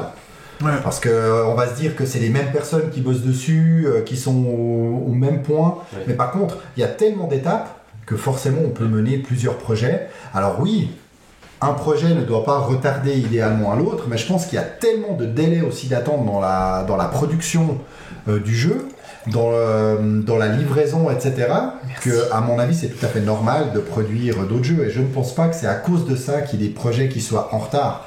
C'est juste qu'il y a tellement d'éléments autres qu'on ne maîtrise pas, qui fait que malheureusement, bah voilà, surtout si on veut économiser aussi un maximum dans les coûts, hein, dans les coûts de transport, au bout d'un moment, vous chargez sur un bateau, mais vous savez, c'est certainement pas ce même bateau qui va vous décharger les jeux, Ouais. parce que vous allez être déchargé ailleurs. C'est un peu comme le Uber, hein, dans Uber, alors en Suisse on n'a peut-être pas ça, mais dans d'autres pays on peut prendre un Uber à plusieurs. Ouais. Donc on sait qu'on va aller d'un point A à un point B, mais on va passer chercher d'autres et les déposer. Puis notre chemin il va prendre 5 fois plus de temps que si on avait payé un petit peu plus cher. Ouais. Mais là c'est pareil en fait aujourd'hui avec les bateaux. Bon, moi, Quand on fait venir de Chine, et c'est vrai que ces grosses productions, tout vient de Chine, hein, avec toutes ces grosses figurines, il n'y a rien qui est produit ailleurs que là-bas à l'heure actuelle. Ouais, moi, je viens juste de remplir le verre à Benji parce que je vais un peu faire l'avocat du diable puis blaster Awaken Realms. Mais quand tu te I'm dis, ready. aujourd'hui, j'étais à ma boutique de jeux préférée et j'étais devant toutes les boîtes que toi t'as eues par rapport à l'extension. T'as toutes ces extensions qui sont exclusives au Kickstarter. Ils sont toutes là en Ils magasin. ont jamais dit que ce serait exclusif en Kickstarter. Ben, il y a des boîtes qui sont avec des petits monstres ou je sais pas trop quoi, Mais des figurines de monstres qui Ils ont sont pas censées dit que être ce serait exclusives en non, Ils ont Kickstarter. pas dit que ce serait exclusif en Kickstarter. Moi, le vendeur m'a dit que si. Ah bah, Ah, mais n'importe quoi, de toute façon c'est vendeur, faut pas les écouter. Non, mais c'est vrai que Non, tu dis, mais- au final, ça sert à quoi? En plus, lui qui a une boutique, il a reçu les boîtes Kickstarter. Pardon, il a reçu les boîtes du jeu, du distributeur, avant son propre Kickstarter que lui avait Ouais, backé. ouais. Oui, Non, mais il y a c'est quand même ça, un côté oui. où tu te dis, mais au Ça, final, ça, les délais de livraison, vous les recevrez avant, ces arguments, Et puis, faut les oublier. en tant parce que Suisse, surtout quand on est en certain. Suisse. Ouais, alors je suis pas Ça, certain c'est- qu'il faille les oublier parce que pour le coup, s'il y a bien un truc que par contre je trouve toujours très critiquable, c'est le fait qu'effectivement tu backes un jeu, tu files des ronds pour le construire et par contre tu le reçois après les gens qui vont l'avoir en boutique. Ça, c'est juste insupportable. ça, c'est Et horrible. Mais franchement, c'est à titre personnel la seule critique que je trouve forte sur les Kickstarter. C'est très rare maintenant des Kickstarter qui te disent vous n'aurez que via Kickstarter et ça ne sortira pas en boutique. On sait De que temps en c'est temps, il y pas en a vrai. qui le font, mais si ça marche très bien, Très on rare, sait bien. mais bien et- sûr. Bon, Mais tant après- mieux, ça veut dire que le jeu fonctionne et que le jeu plaît à d'autres. Mais toi, tu les fais livrer en France, ce qui te sauve une chier d'argent, je pense. Ouais, Et puis- un peu moins maintenant. un J'ai peu moins. commencé, grâce à notre joutus préférée, Amandine. Ouais. J'ai préféré Géraldine. Bon, alors j'hésite maintenant avec le on a le petit truc pour faire les calculs Oui. pour savoir ce qui nous revient bien ou pas, mais c'est vrai que j'en fais livrer livrer quelques-uns en France parce que ça revient moins cher. Parce que je pense qu'en tout cas, de ce que Raph me disait à la boutique, au final, ça coûte... Il a pas payé plus cher pour l'avoir par la boutique que par Kickstarter, tu vois. Hein? Parce que si tu comptes tous les frais, en plus, si tu le fais venir en 2 vagues, tu payes 2 fois les frais de port, 2 fois les frais de douane. En Suisse, en tout cas, ça, c'est vraiment peut-être un problème qui est vraiment que suisse. Mais au final, tu payes une fortune pour ces jeux. Je pense que ça dépend aussi beaucoup des projets. Parce que si on prend Assassin's Creed, là, de Triton Noir, alors il est pas en boutique. Hein. Ils sont en train de travailler à voir sur une version boutique qui sera beaucoup plus... faible en matériel que l'autre, mais si aujourd'hui tu achètes tous les éléments qu'il y avait dans la campagne, tu vas quasiment payer le double du prix. Alors j'ai plus en tête les prix, mais j'avais regardé, c'était beaucoup plus cher. Donc là, je trouve intéressant, c'est-à-dire ceux qui font confiance au début du projet et qui donnent l'argent longtemps à l'avance, ils auront peut-être le all-in pour 130 €. Puis ceux qui vont attendre que le jeu soit fait pour le commander en ligne sur leur boutique, ils risquent d'en payer plus de 200. Voilà. Et ça, je trouve assez intéressant. Si après, effectivement, tu te retrouves avec exactement la même version, avec peut-être 2-3 cartes en moins, en boutique, et puis que tu vas le payer, si ça se trouve, 2 fois moins cher, parce que tu n'auras pas les frais de port, etc., là, mais j'ai envie de dire, c'est à nous, en tant que consommateurs, d'y réfléchir. On voit très bien les exclusivités ou pas, ce que ça représente. Si on se focalise juste sur des pseudo-dates de livraison, si c'est juste pour ça qu'on back, à mon avis, on fait une erreur. Parce que, puis des fois, même si on reçoit avant, c'est pas comme si on va le recevoir 6 mois avant. Mais moi, c'est vrai que si tu regardes, par exemple, les jeux que moi j'ai reçus depuis que ça fait moins longtemps que vous que je suis sur Kickstarter, j'ai reçu un email cette semaine pour me dire que je recevais une boîte, j'avais aucune idée ce que c'était. Ça, c'est le petit plaisir, ça. Ouais. Puis là, parce que ça, tu sais pas, tu vois, tu ouvres ton carton, tu fais mais tu vois, oui, puis non, parce que là, justement, j'en parle à Raph ce matin, il dit nous on le reçoit la semaine prochaine ce jeu-là. Puis je me dis, mais au final, de tous les jeux que j'ai reçus pour le moment, que tu vas recevoir, c'est Wild Serengeti, c'est un jeu avec des animaux. Et pour le moment, j'ai reçu 3 jeux sur Kickstarter. J'ai reçu It's a Wonderful Kingdom, la version légende, que je vais d'ailleurs sûrement revendre très bientôt. Parce mais là, que c'était intéressant. La version légende a beaucoup plus de contenu, même intéressant. Et même arrivée d'avance, ce qui est assez rare. Ce qui est souvent le cas avec la boîte de jeu. Oui. Mais c'est rare. Sinon, Pachacunia, que à mon grand dégoût était encore une fois à mon magasin de jeux ce matin, dans le rayon, il y a le seul jeu que j'ai pas trouvé ailleurs, c'est qu'il est qu'en anglais. Donc Don't Get Got, ça c'est le seul jeu, celui que je vous avais dit où tu as des petits défis à réaliser et tout. C'est le seul que je suis content d'avoir backé parce que finalement le reste... Parce que d'un côté je me dis, oui j'aimerais bien que mon jeu, il y ait que moi qui l'aille, ok, que ce soit exclusivité, machin, j'ai des trucs en plus. Mais d'un autre côté je me dis, si le jeu est distribué en boutique, c'est que c'est un bon jeu. Tu vois, donc je me dis d'un côté, tant mieux. Tu sais, Tainted Grail, tant mieux si on l'envoie à tout le monde. Moi, je suis pas du tout habité par le fait d'être le seul à l'avoir. J'ai aucun problème avec le fait qu'ils se vendent ailleurs. Ah non, moi j'aimerais bien avoir un jeu que moi qui a. Oui. Tu leur demandes combien il faut mettre. Je sais pas. Tu leur aurais proposé 2 millions pour Eutia. Moi, je suis sûr qu'ils seraient toujours là. Et t'aurais pas boîte. Tout mon fonds de retraite. Et puis. Il y a quelque chose quand même dans le fait aussi de participer à la création du jeu en fait, qui est assez sympa. Tu vois, moi je trouve pas. J'aime bien ça. J'aime bien et je participe finalement pas à tant de campagnes que ça. D'ailleurs, on l'a dit au début de l'année, tu vois, là je viens de finir ma première campagne de Kickstarter de l'année en fait avec je sais même plus comment ça s'appelle Anunnaki, non Anunnaki, voilà. Un autre jeu qui avait 300% financé et puis qui a arrêté la première campagne. Ouais, tout à fait, mais parce qu'on sait aussi que voilà, le seuil qui est mis n'est jamais le bon. Bref, on a eu ces discussions des fois, c'est pas grave, mais moi j'aime bien participer à un projet et ensuite ce projet s'il fonctionne vachement bien, vraisemblablement il va arriver en boutique, tant mieux, j'ai zéro problème avec ça. Je vis pas très bien quand il arrive en boutique avant que moi je le reçoive en tant que backer. Donc ça c'est ton seul... Mais c'est le seul truc. Et souvent en plus les projets auxquels moi je participe, c'est des projets effectivement un peu ambitieux en termes de matériel et la version boutique a rarement tout le matériel que t'as dans Kickstarter. Moi je pense que c'est ça qui est intéressant. Tu vois, typiquement, on a parlé de The Great Wall, effectivement tu l'as dans ta ludothèque, moi je l'ai backé là donc je vais l'avoir dans 2 ans, mais moi j'aurai les figues. Et j'ai pleinement conscience que je ne l'ai fait que pour ça. Que pour ça. Et j'ai aucun problème. Et en sachant que je lisais beaucoup de commentaires qui disaient que la version version avec les meeples est beaucoup mieux que la version avec les figues parce que ça ruine la lisibilité Oui, du jeu. j'ai entendu ça. souvent. Mais j'ai aussi lu des commentaires qui disent que les figues sont absolument sublimissimes, donc j'ai pas de Tu vas problème. les mettre à côté puis tu vas prendre les meeples. Peut-être sur les étagères. T'as Mais- pas encore une place à la maison ça, pour aligner les Non, j'ai pas figurines trop, je pense que j'aurais manquerait de place. Ouais. Mais voilà, je pense que ce qu'il faut dire aux gens qui nous écoutent aujourd'hui, et ils sont nombreux, puisqu'ils sont plus de 50 000 aujourd'hui. Peut-être un petit peu moins depuis que tu as dit ça, Ouais, mais c'est vrai, c'est ils vont arrêter Mais d'écouter. c'est, en fait, faites ce que vous voulez en tant que consommateur responsable. Ouais, c'est ce que tu c'est n'arrêtes ça. pas de dire et je suis entièrement d'accord avec toi. Moi, j'encourage personne à aller sur Kickstarter, il n'y a aucun problème. Il y a suffisamment de jeux qui sortent en boutique pour se faire plaisir pendant les 30 prochaines années. Par contre, Kickstarter, ça te permet d'avoir des objets de collection. C'est quand même plutôt ça l'enjeu. Des objets de collection, des espèces de grosses boîtes, des jeux avec lesquels il y a un plaisir autant ludique que, je sais pas, gastronomique, tu vois. Quasiment, t'as des belles figurines, t'as des objets particuliers, t'as des objets de collection à côté. Et puis c'est pour ça que moi j'y vais. Et j'y vais du coup moins parce que je pense qu'il y a aussi de très très bons jeux à acheter en boutique, clairement, et qu'il ne faut pas se ruiner sur Kickstarter au profit de, ou au dépens plutôt d'autres super jeux.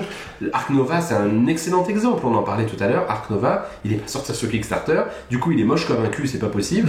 Par contre, c'est un jeu Il y a des excellent. très bons culs. Donc, oui, c'est vrai. Les culs de babouin notamment sont magnifiques, mais en l'occurrence, si demain je fais une annonce ce soir à l'éditeur Dark Nova, s'ils font un Kickstarter avec une version collector Dark Nova, je serai le premier à y aller. S'ils font enfin une belle réédition de Terraforming Mars sur Kickstarter, je pense que j'irai aussi. Mais tu sais, genre des éléphants avec des soupes de l'espace, avec des fusils. Ah là, toi, t'es chaud. avec des figurines animales, Ouah, t'imagines. chaud. Est-ce qu'elle doit faire du bruit aussi? Peut-être C'est pas mal.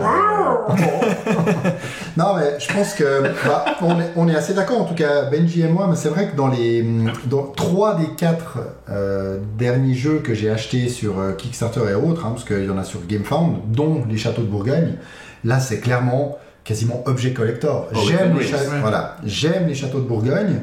Le jeu n'est pas beau, même l'édition anniversaire c'est pas beau. Quand j'ai vu ce qu'ils allaient en faire, je me suis dit mais cette version-là doit venir, doit être chez moi. Doit être L'autre, je mienne. l'offrirai avec plaisir ou revendre, je m'en fous. Mais c'est vrai qu'elle est tellement magnifique et puis il y avait aussi des choses qui sont exclusives. Puis ça, au final, je m'en fous. Je pense pas que cette version-là va se retrouver telle qu'elle en boutique, donc ça m'a fait plaisir. C'était pareil pour Kingdom Builder, qui est un jeu que j'ai vraiment apprécié sur BGA. Ouais. Là, ils ont sorti une version intégrale, Tout avec inclus, ouais. alors sans doute beaucoup trop de contenu pour ce que je vais en utiliser, mais ça m'a fait plaisir aussi de prendre cette version, et j'ai aussi fait pour la Granja, qui est un ancien jeu qui a été refait avec des nouvelles versions solo ou des challenges qui ont été proposés par toute une série aussi d'auteurs différents, dont Turkzy, si je dis pas de bêtises. Je connais pas. Donc voilà, il y a vraiment des... Je connais pas, mais il a l'air sympa. Voilà, des bonnes versions de jeux qui ont existé par le passé, qui ont eu du succès et qui reviennent. Puis après, peut-être d'autres jeux par des éditeurs beaucoup moins connus, où là on se dit ok, on participe à quelque chose. Alors quand ils en seront à leur 10e campagne, si on veut continuer à participer, continuons à participer. Ouais. Mais c'est vrai que voilà, je vais chercher plutôt un peu le coup de cœur. Au final, il y a certaines fois où je risque, comme avec Orlog, là, Assassin's Creed Valhalla, où là, je pense que je l'ai payé 2 fois plus cher. Je l'ai En reçu boutique, après en ouais. boutique. J'y joue pas beaucoup. Pour moi, ça c'était effectivement une erreur que j'aurais pas dû backer, même si Ouais. c'était pas un si gros jeu. Mais il y a d'autres jeux, là, The Thing, la chose. Ouais.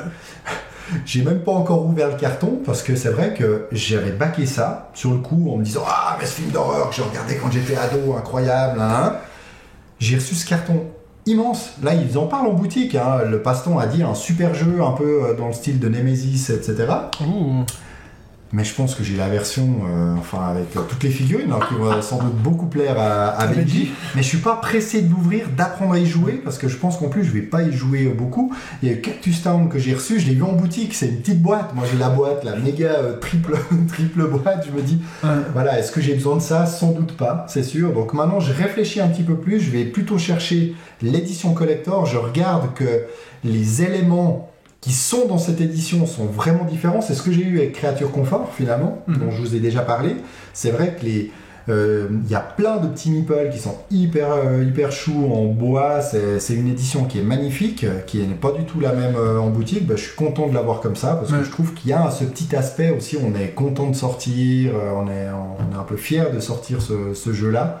D'ailleurs, je vous ai ramené, parce que j'en ai parlé là, pendant notre live, que j'avais oublié pour vous parler des erreurs de traduction. Donc là, je vous fais juste un petit best-of, parce que c'était assez marrant.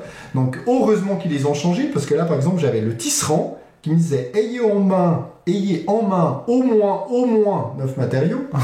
Personne n'a vu qu'il l'a mis 2 fois. C'est pour être sûr que tu l'as mis au moins. Pendant que vous jouez... Non, pendant que vous avez le jeton vert, mais c'est écrit 2 fois vert, VER. Ouais, bon, si c'est que des répétitions, c'est des erreurs. Il y a l'auberge, il y a une fois par fois. Une fois par fois aussi, hein.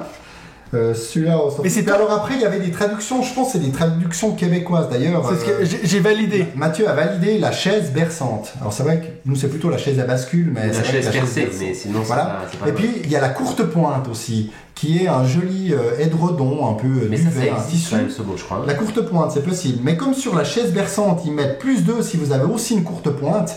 Donc c'est sûr que ça, ils vont changer. Je crois que courte pointe, ça existe. Hein, ben, peut-être, mais là, il y en a quand même un qui lui a dit, parce que ça s'appelle plus courte pointe maintenant, donc il y en a un qui a dû leur dire non, mais ça, vous ne pouvez pas aller en Europe avec ça, quoi. J'aimerais bien dire avec tous les auditeurs québécois que chaise berçante, c'est le vrai mot. Puis je sais pas trop ce que toi t'as dit à bascule, mais je sais pas ce que c'est. On est d'accord, on se met tous d'accord. Merci. Moi, je voulais juste revenir sur ce que vous avez dit avant, de cette idée que, mais oui, mais en fait, c'est aux consommateurs de réfléchir à ça. Moi, dans mes 3 jeux que j'ai nommés, j'avais oublié de dire que j'ai aussi la version Deluxe de Resistance Avalon, qui a été la rééditée, qui s'appelle Quest dans mon cas. Moi, c'était un que quand j'avais vu la campagne, j'étais tout excité parce que c'est un de mes jeux préférés, et puis j'ai vu que ça disait que disponible aux États-Unis ou au Canada, en Amérique. Donc moi, j'avais fait venir ce jeu-là, j'ai demandé à mon frère de me l'acheter, tout, j'arrive au Canada, je l'ai ramené ici, donc tout le transport et puis l'effort que j'ai mis pour avoir ce jeu-là, quand au final, il était en boutique, oui, ok, c'était pas la version totale, mais au final, moi, je voulais que le jeu à ballon avec les nouveaux illustrations. Et puis, vraiment, si tu regardais la page, ça portait à croire qu'il allait avoir que ça. Donc je pense qu'il y a un côté aussi, ok, oui, peut-être que je suis un peu innocent, mais il te force quand même à croire, genre, c'est maintenant ou jamais. On en a déjà eu parlé, cette idée de FOMO, Fear of Missing Out. Ben là, c'est plus que ça, on nous dit, il y aura que ça. Puis après, c'est facile de dire, oui, non, mais cette édition-ci, mais au final, tu peux avoir le même jeu en boutique. Mais oui, mais après, enfin, je veux dire, ok, mais c'est de la consommation. Donc, comme pour toute consommation, soit tu crois absolument la publicité qui est devant toi, soit tu vas te renseigner avant de faire ton achat. Tu vas acheter un smartphone, tu vas acheter une voiture, tu vas acheter un ordinateur. Si tu écoutes le publicitaire, son ordinateur est le meilleur, son smartphone est le meilleur, sa voiture est la meilleure. Oui, mais alors, je suis pas d'accord. Il y a des sites internet sur lesquels tu peux te renseigner où les gens vont te dire, ok, la version de luxe, elle va probablement être uniquement disponible sur Kickstarter, mais la version retail et la version moins de luxe, elles vont être disponibles en boutique et tu vas le savoir. Alors ça, mais oui, mais ça tu le sais pas quand il y a des traductions. Parce que moi, au moment où moi j'avais backé ce jeu, Matago avait pas encore annoncé qu'ils allaient faire une réédition. Donc toi, à quel point est-ce que tu fais confiance ouais, de monter mais, le train? Mais peut-être qu'au moment où tu l'as backé, c'était pas certain que Matago fasse la traduction pour autant. Il y a aussi ça, il y a une temporalité sur Kickstarter. Ils auraient dû m'écrire personnellement. Oui, c'est ça. Il y a quand même une temporalité, tu vois. Au moment où un jeu sort sur Kickstarter, c'est fréquent qu'il ait pas de traduction et que ce soit pendant la campagne, au vu de la réussite de la campagne, qu'il y ait quelqu'un qui dise ok, moi je te le traduis, et puis pendant la campagne ils te disent en fait on va avoir une version française. Puis je voulais juste revenir aussi sur ce que tu avais dit par rapport au fait d'être intéressé par le processus. Oui. Moi, de production du jeu. C'est ça. Si tu peux citer en entier la phrase. Le fameux projet complet de Everdell que je suis, qui a déjà 3 mois de retard. Il va nous parler d'Everdell encore. Ah ouais. Mais c'est drôle parce que tu dis ça, parce que j'ai reçu il y a 2 jours, ils ont enfin fait un update. Je pense que ça fait 2 mois qu'ils nous avaient rien dit. Les gens font que les envoyer chier. Et puis enfin, ils font un update où ils montrent la nouvelle boîte, tu sais. Ils font juste montrer, voici ce que la boîte va ressembler. C'est une big box, c'est une big box. Si tu regardes les commentaires, c'est vraiment genre... Ça fait 3 mois que vous êtes en retard, vous êtes juste à la boîte, bande d'enculés. C'est vraiment que du négatif, ouais, mais... Donc je me dis, je sais pas à quel point t'as raison à dire qu'il y a des gens qui sont contents de voir ces updates. Non, je sais pas si des gens sont contents de le faire. Je vous dis que moi, je suis content de le faire. Mais je sais pas pourquoi tu parles pour toute la population, Benji. Non, pas du tout. Là, c'est vrai qu'Everdell, c'est un bon exemple parce que c'est assez frustrant de se dire, ok, j'ai backé ce jeu, j'ai envie d'y jouer. Et là, très clairement, la sortie boutique, maintenant, ça fait quand même plusieurs mois. Ça, c'est pas pareil. Il était déjà sorti le jeu. Donc là, c'est juste qu'ils disaient on fait une complete edition. Donc ça, les gens qui ont backé ce jeu savaient très bien qu'ils pouvaient l'acheter en boutique. Donc ça, c'est vrai que c'est pas la même chose. Mais par contre, il y a 2 extensions qui devraient venir avec cette complete edition, qui va sûrement sortir en boutique avant qu'on l'aille. Ça, je pense, je suis prêt à gager. Ça, c'est sûr, ça c'est violent. Il n'y a pas très longtemps, j'ai un éditeur qui nous a envoyé un mail, je sais plus qui c'était, mais c'était peut-être la boîte de jeu justement, et pour It's a Wonderful... Non, c'était pour It's a Wonderful World, où ils nous ont demandé est-ce que vous seriez d'accord qu'on fasse sortir en boutique une campagne qui a été exclusive à KS. Ouais, ils ont fait voter, en fait, les gens, les backers. Ouais. Et ben en fait, 83%, 83% des gens ont répondu oui. Pas de souci. Ouais. Et je pense que c'est ça la réalité. Le problème, c'est que les 17% qui ont répondu non sont probablement ceux qui font le plus de bruit sur le forum. C'est aussi ça le problème. Donc moi, j'aurais sûrement fait partie des 17%. Hein. Mais moi, j'ai jamais fait un commentaire sur un forum Kickstarter. Ouais. Jamais, tu vois. Ouais. Et je vais jamais lire ça parce que t'as des haters comme partout. Il n'y a pas de moteur de recherche. Mais non, franchement, c'est illisible. Donc le problème, c'est que les gens qui vont râler, c'est pas souvent la majorité en fait. C'est une minorité de râleurs qui se plaint. Est-ce qu'il faut pas jamais les écouter? Ça, je sais pas. Des fois, ils ont des bonnes idées. À l'inverse, parfois, tu écoutes beaucoup la minorité qui râle, et je sais plus, il y avait une campagne il y a pas si longtemps où les mecs avaient changé un truc parce que des gens râlaient dans le forum, et en fait, quand ils ont fait le changement, c'est peut-être toi qui nous en avais parlé. Ouais, c'est Darkest Dungeon. Ah, c'est possible, quand ils ont fait le changement, la majorité a dit, mais en fait, nous, on n'avait aucun problème avec ce que vous proposez. Et je pense qu'ils ont changé la couleur des figurines. Mais oui, je pense que la plupart des gens sont assez contents, et effectivement, c'est chiant de le recevoir en retard. Ouais. Effectivement, c'est chiant de pas avoir ce que tu avais backé exactement, tu vois, ou ça c'est encore rare, mais c'est chiant de le recevoir en retard, c'est chiant que ça arrive en boutique avant toi. Mais ok, est-ce que c'est grave, est-ce que c'est dramatique? Je suis pas certain que les gens continuent à backer, Kickstarter continue à bien tourner, GameFound tourne très bien comme jamais. Ouais. Je regardais les Châteaux de Bourgogne, jeu qui a donc combien d'années les Châteaux de Bourgogne? En tout cas, 15 ans, 20 ans. 15 là, il ressort sur GameFound. On pourrait dire, ouais, attends, Awaken Realms, ils se foutent de notre gueule. Ils nous mettent un goal de financement à 50 000 €. Donc 50 000 €, ça paye la figurine de Castle. Donc on sait très bien qu'ils mettent ce goal de fonctionnement juste pour pouvoir dire ce qui marque en haut de leur campagne, goal reached in 3 minutes et 36 secondes. Donc on sait que ça ne sert que à ça. Ils en sont quand même à 12 991 backers. Ouais. Donc il y a 12 900 personnes qui sont sur Château de Bourgogne, dont toi, mais dont plein de gens, tu vois. Et puis, en fait, ces gens-là, je pense qu'ils sont contents d'y aller, il n'y a pas de problème. Vous allez le recevoir en retard, vous le savez déjà, vous n'allez pas le recevoir dans les délais, il va y avoir des changements, il va y avoir des trucs, mais les gens y vont quand même. Mais moi, à un moment donné, je pense qu'ils y vont parce que tu sais qu'avec Awaken Realms, tu donnais l'exemple de Mythic Games tout à l'heure. Mythic Games, on leur râle souvent dessus, hein. Ils ont 3-4 campagnes en retard. Ouais. Moi, je l'ai backé il y a 2 ans, je pense. Il est toujours, le pledge manager n'est pas fermé, si tu veux, donc tu sens que tu n'as pas de toute façon, quand tu back sur Kickstarter, faut pas regarder les dates. Non, c'est clair, mais je veux dire, quand tu les reçois, t'es quand même content. Et quand t'es pas content, c'est souvent par contre des campagnes qui rament derrière. Ouais. Il y a eu quelques éditeurs qui ont foiré des campagnes. Alors là, pour le coup, derrière, ils ont chié un peu. Moi, je préfère attendre que le jeu soit bon. Ouais, c'est ça. Ils sont en retard. On sait qu'ils sont en retard. La vague language, elle a été envoyée avec énormément de retard. Bah, quand même, on a tous été très contents de le recevoir. On va tous être contents d'y jouer. Et on va tous aller backer leur prochain jeu. Donc, je trouve. Il y a un message là avec pas mal de gens qui râlent, je suis persuadé que c'est une minorité, et en fait la majorité des gens se régalent sur Kickstarter, et c'est des gens comme nous, plutôt joueurs un peu experts ou qui aimons jouer, et qui allons acheter des gros jeux, des jeux de société, des jeux de collection. C'est drôle parce que tu utilises l'exemple de... Merde. C'est drôle que tu utilises l'exemple de Château de Bourgogne, parce qu'en fait, moi c'est un des rares Kickstarter que j'étais content de voir. Je trouve que c'est cool cette idée de, on prend un jeu à succès, puis là les gens ils trouvent pas beau, puis on le met au goût du jour. Si Terraforming Mars pouvait faire ça, mais c'est ça. Une excellente mais je me dis, en fait Kickstarter devrait servir que à ça. Des jeux que tu sais déjà que t'aimes, voilà, on te donne une version de luxe de malade. Pour lancer, aider aussi à lancer comme c'était prévu. Bon, je tiens quand même à vous dire que malheureusement, t'as cassé un peu mon cou en me tombant la bouteille, parce que je voulais vous demander si vous connaissiez le jeu de la mouche qui tombe dans un verre. Et puis il faut la noyer. Que la mienne, en tout cas, elle serait pas morte noyée, mais elle se serait cassé les reins. Et malheureusement, il m'a tendu la bouteille juste avant, donc ça a un peu cassé, mais je voulais quand même le dire. Il prend plus soin de toi que tu ne le crois. Il est quand même plus poétique. C'est beau, il est attentif.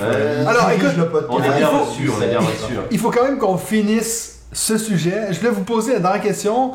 Depuis le dernier épisode qu'on a fait, est-ce que vous avez soit des opinions qui ont changé face aux campagnes de financement, ou est-ce que vous avez ralenti votre... Je pense que toi, Benji, il me semble que tu as ralenti beaucoup sur le Kickstarter depuis... Ouais, mais je sais pas si c'est depuis notre dernier podcast. J'ai l'impression... Ouais, j'ai ralenti, mais je pense que c'est une évolution un peu naturelle qu'on a nombreux et nombreuses d'entre nous. Quand tu commences à Kickstarter, tu t'en back beaucoup parce que tu as l'impression de voir beaucoup de nouveautés. Et puis t'es un peu naïf, tu vois, tu vas baquer des jeux, typiquement ce que tu disais tout à l'heure, des jeux que en fait tu sais très bien que tu vas retrouver en boutique. Ouais. Donc ça j'ai arrêté de le faire et je ne back maintenant que des gros jeux de civilisation, des gros jeux de figurines où je sais que là, pour le coup, il y a peu de chances qu'il se retrouve en boutique comme ça, ou il se retrouvera très cher en boutique. Et puis ton dernier, c'est Anunnaki. Anunnaki, ouais. David? J'en ai aucune aujourd'hui au moment où l'on se parle.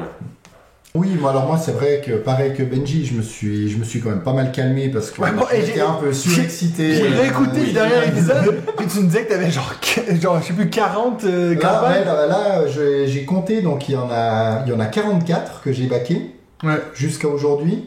J'en ai reçu une bonne vingtaine, donc beaucoup plus que quand on avait fait Ouais. l'épisode l'année passée. Là d'ailleurs, il commence à arriver à un rythme un poil trop soutenu d'ailleurs, il faudrait qu'il se calme un peu. Moi perso, je suis pas pressé. Il y en a sur la vingtaine que j'ai reçu, il y en a 5 que j'ai pas encore joué, honte à moi.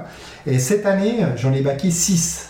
Ouais. Donc au début j'avais compté, j'ai dit 5, parfait, un par mois, parce qu'on n'est pas encore tout à fait en juin. Mais Non. quand cet épisode sera publié, nous serons en juin. Ouais. Donc ça sera un par mois. Alors est-ce que je vais pas en baquer en juin? Je ne sais pas encore. Mais ça voilà, ça va. Un par mois pour moi. Est-ce que t'es capable de nous dire que depuis le dernier épisode, t'as reçu un Kickstarter qui t'a fait genre wow, trop content d'avoir backé?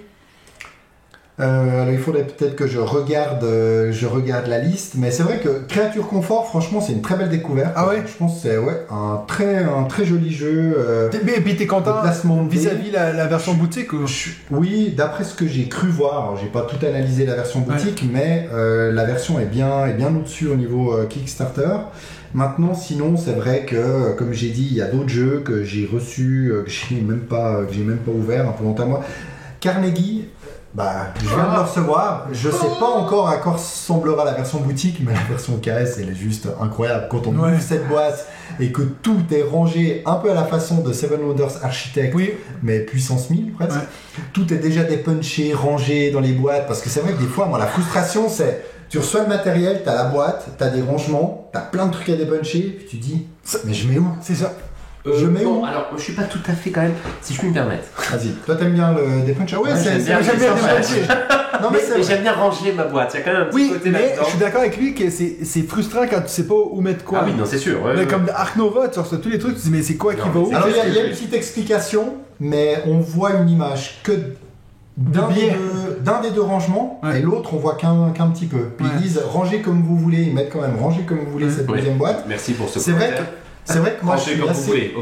Merci. Non mais moi je suis un peu psychorigide là-dessus, c'est-à-dire que quand il y a des rangements qui sont prévus et qu'il y a du matériel, j'ai besoin de savoir l'auteur ou l'éditeur où il a prévu de mettre quoi. Et je trouve que c'est bien, c'est vrai, c'est bien d'avoir une petite aide. Pour Living Forest dont on a parlé, moi je suis allé chercher sur YouTube, donc je suis passé par Google et j'ai trouvé une vidéo de l'éditeur qui montrait comment ranger. Alors oui, mais bon, de nouveau, tu peux le mettre dans la boîte. On est en train d'avoir une discussion si des gens qui ne jouent pas aux jeux de société nous entendaient, ils nous prennent pour des abrutis, quoi. Et je vais juste finir. Oui, c'est comme si tu reçois un meuble Ikea puis que t'as pas le mode d'emploi, c'est un peu pareil. Mais pour finir avec Carnegie, c'est un jeu, on a fait quoi, 5-6 parties en ligne? J'en ai pas gagné une. T'en as pas gagné une? On en a pas en cours d'ailleurs, faudrait qu'on s'en lance. Non, faut que t'en lances une. Et puis je pense que c'est de loin un de mes jeux préférés que j'ai pas du tout l'intention d'acheter.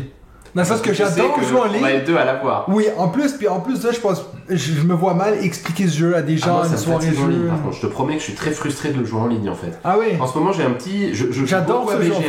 Et en fait, je m'énerve jour après jour parce que on joue beaucoup à Beyond the Sun, je joue beaucoup à Great Western Trail, et en fait, je m'agace parce que moi, j'ai du mal à retenir mes coups d'un coup à l'autre. Donc, je joue beaucoup en court terme, et du coup, je perds tout quoi. Mais Carnegie, c'est vraiment un super jeu. Mais disons que je trouve ça fou de me dire que je suis en train de déjà réfléchir à ma liste de top 10 jeux de cette année. Carnegie est assez haut, alors que j'ai pas du tout l'intention de l'acheter. Je trouve ça assez étrange comme sentiment. Mais c'est vrai que je me dis, j'adore y jouer en ligne à 2. Je me verrais mal jouer à ce jeu-là à 4 en présentiel, pourquoi pas. Mais pour finir avec Carnegie, Game Trace, ceux qui font justement... C'est la même chose qu'ils font Parks. C'est un peu les kings, c'est un peu les génies du rangement en fait. De un, en plus, ils réussissent souvent à trouver une façon thématique de les faire. Tu sais, dans Parks, on dirait un arbre, donc c'est assez cool. Moi, j'ai un jeu que je vais vous parler après qui est aussi, ils ont aussi fait la même forme que le jeu. Moi, je trouve que c'est vraiment, un jeu qui a les rangements Game Trace. Limite, je vais peut-être l'acheter juste pour ça. Je sais pas déjà, qui on a est fait bien le parti. rangement de Great Western Trail, mais je crois C'est qu'ils ont pas eux. foiré. Hein. Ah, c'est complètement foiré, c'est terrifiant. À tel point que, on en parlait juste avant en off, on achète beaucoup de rangements chez Folded Space avec Mathieu. Je rêve qu'il fasse un rangement pour Great Western Trail, parce que le jeu est excellent. Là aussi, j'en fais quelques-uns en BGA, c'est vraiment c'est un super jeu. Mais mon Dieu, tu fais Mais une c'est nouvelle triste édition. pour une réédition. Non mais Bah ouais, ce qui est c'est ça. triste, c'est qu'ils l'ont réfléchi le rangement, parce que tu sens qu'ils ont fait un thermoformage organisé, Oui. juste. Mais ils auraient dû Il est rechanger des éléments après. C'est absurde.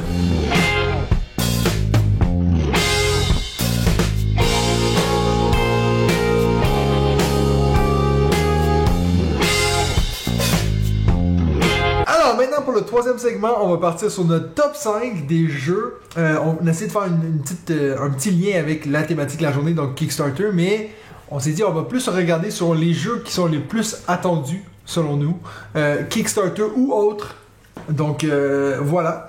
Je vais te laisser commencer David avec ton numéro 5. Alors, j'ai pas de mention honorable. Oh. C'est beau, ça. Mais, Non, il n'y a pas de mais, si, si, mais. J'ai 12 ex-aequo à la Non, seconde place. non, mais j'ai un titre que je souhaite mettre hors catégorie. Puis vous allez comprendre pourquoi. C'est un nouveau Parce truc. que je voulais pas le mettre dans les 5, parce que je pourrais le mettre premier comme cinquième, comme dernier. Ok. C'est le dilemme de la reine.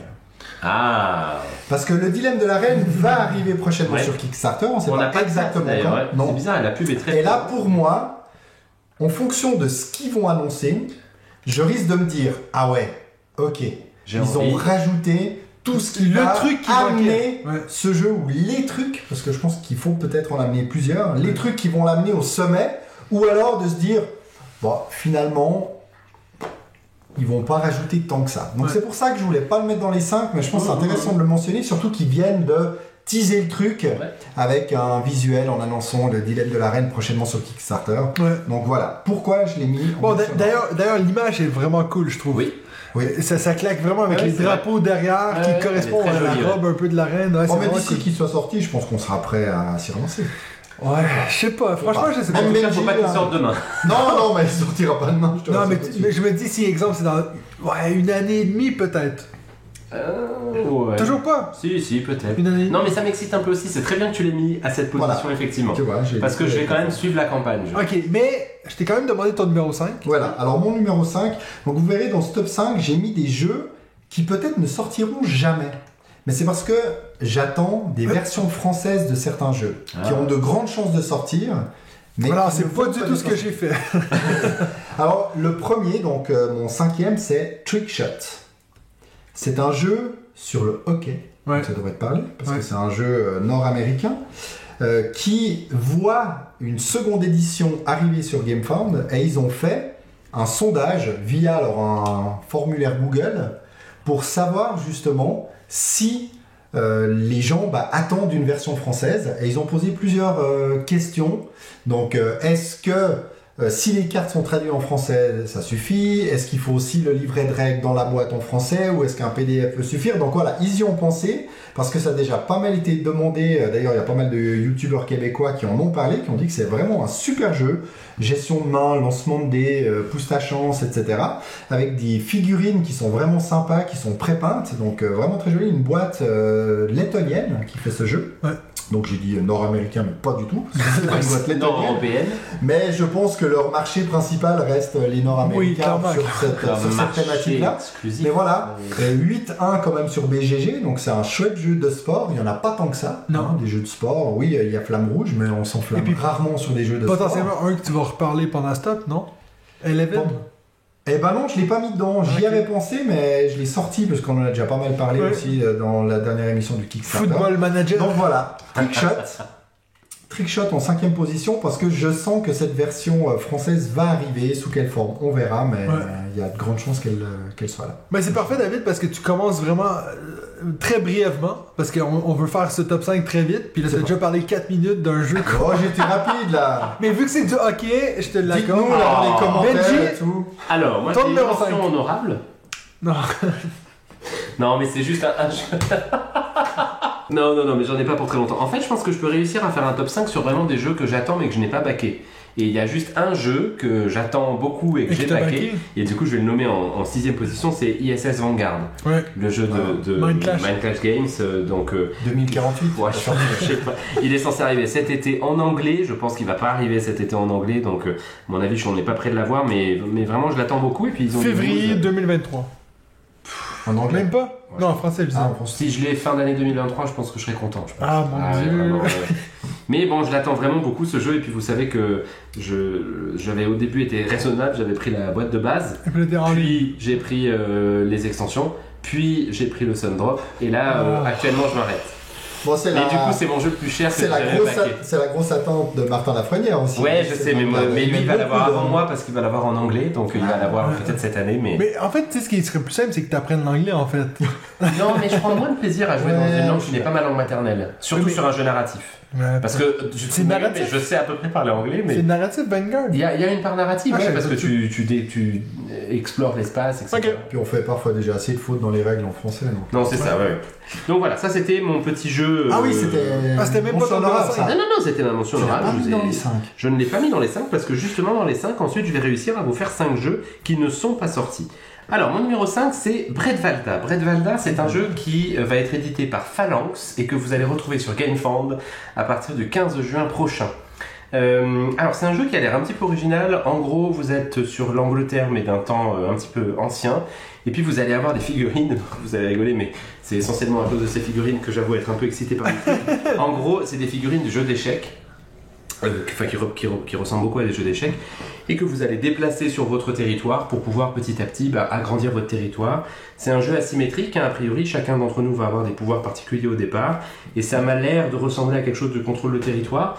Le contrôle de territoire, c'est pas forcément la mécanique qui me plaît le plus, mais là pour le coup ça a l'air assez intéressant parce que a priori il va y avoir, donc ça va être en 12 tours et puis à chaque tour vous allez pouvoir collecter des impôts, développer votre royaume, mobiliser vos troupes ou vous déplacer et il va y avoir bien sûr un mode solo. Ça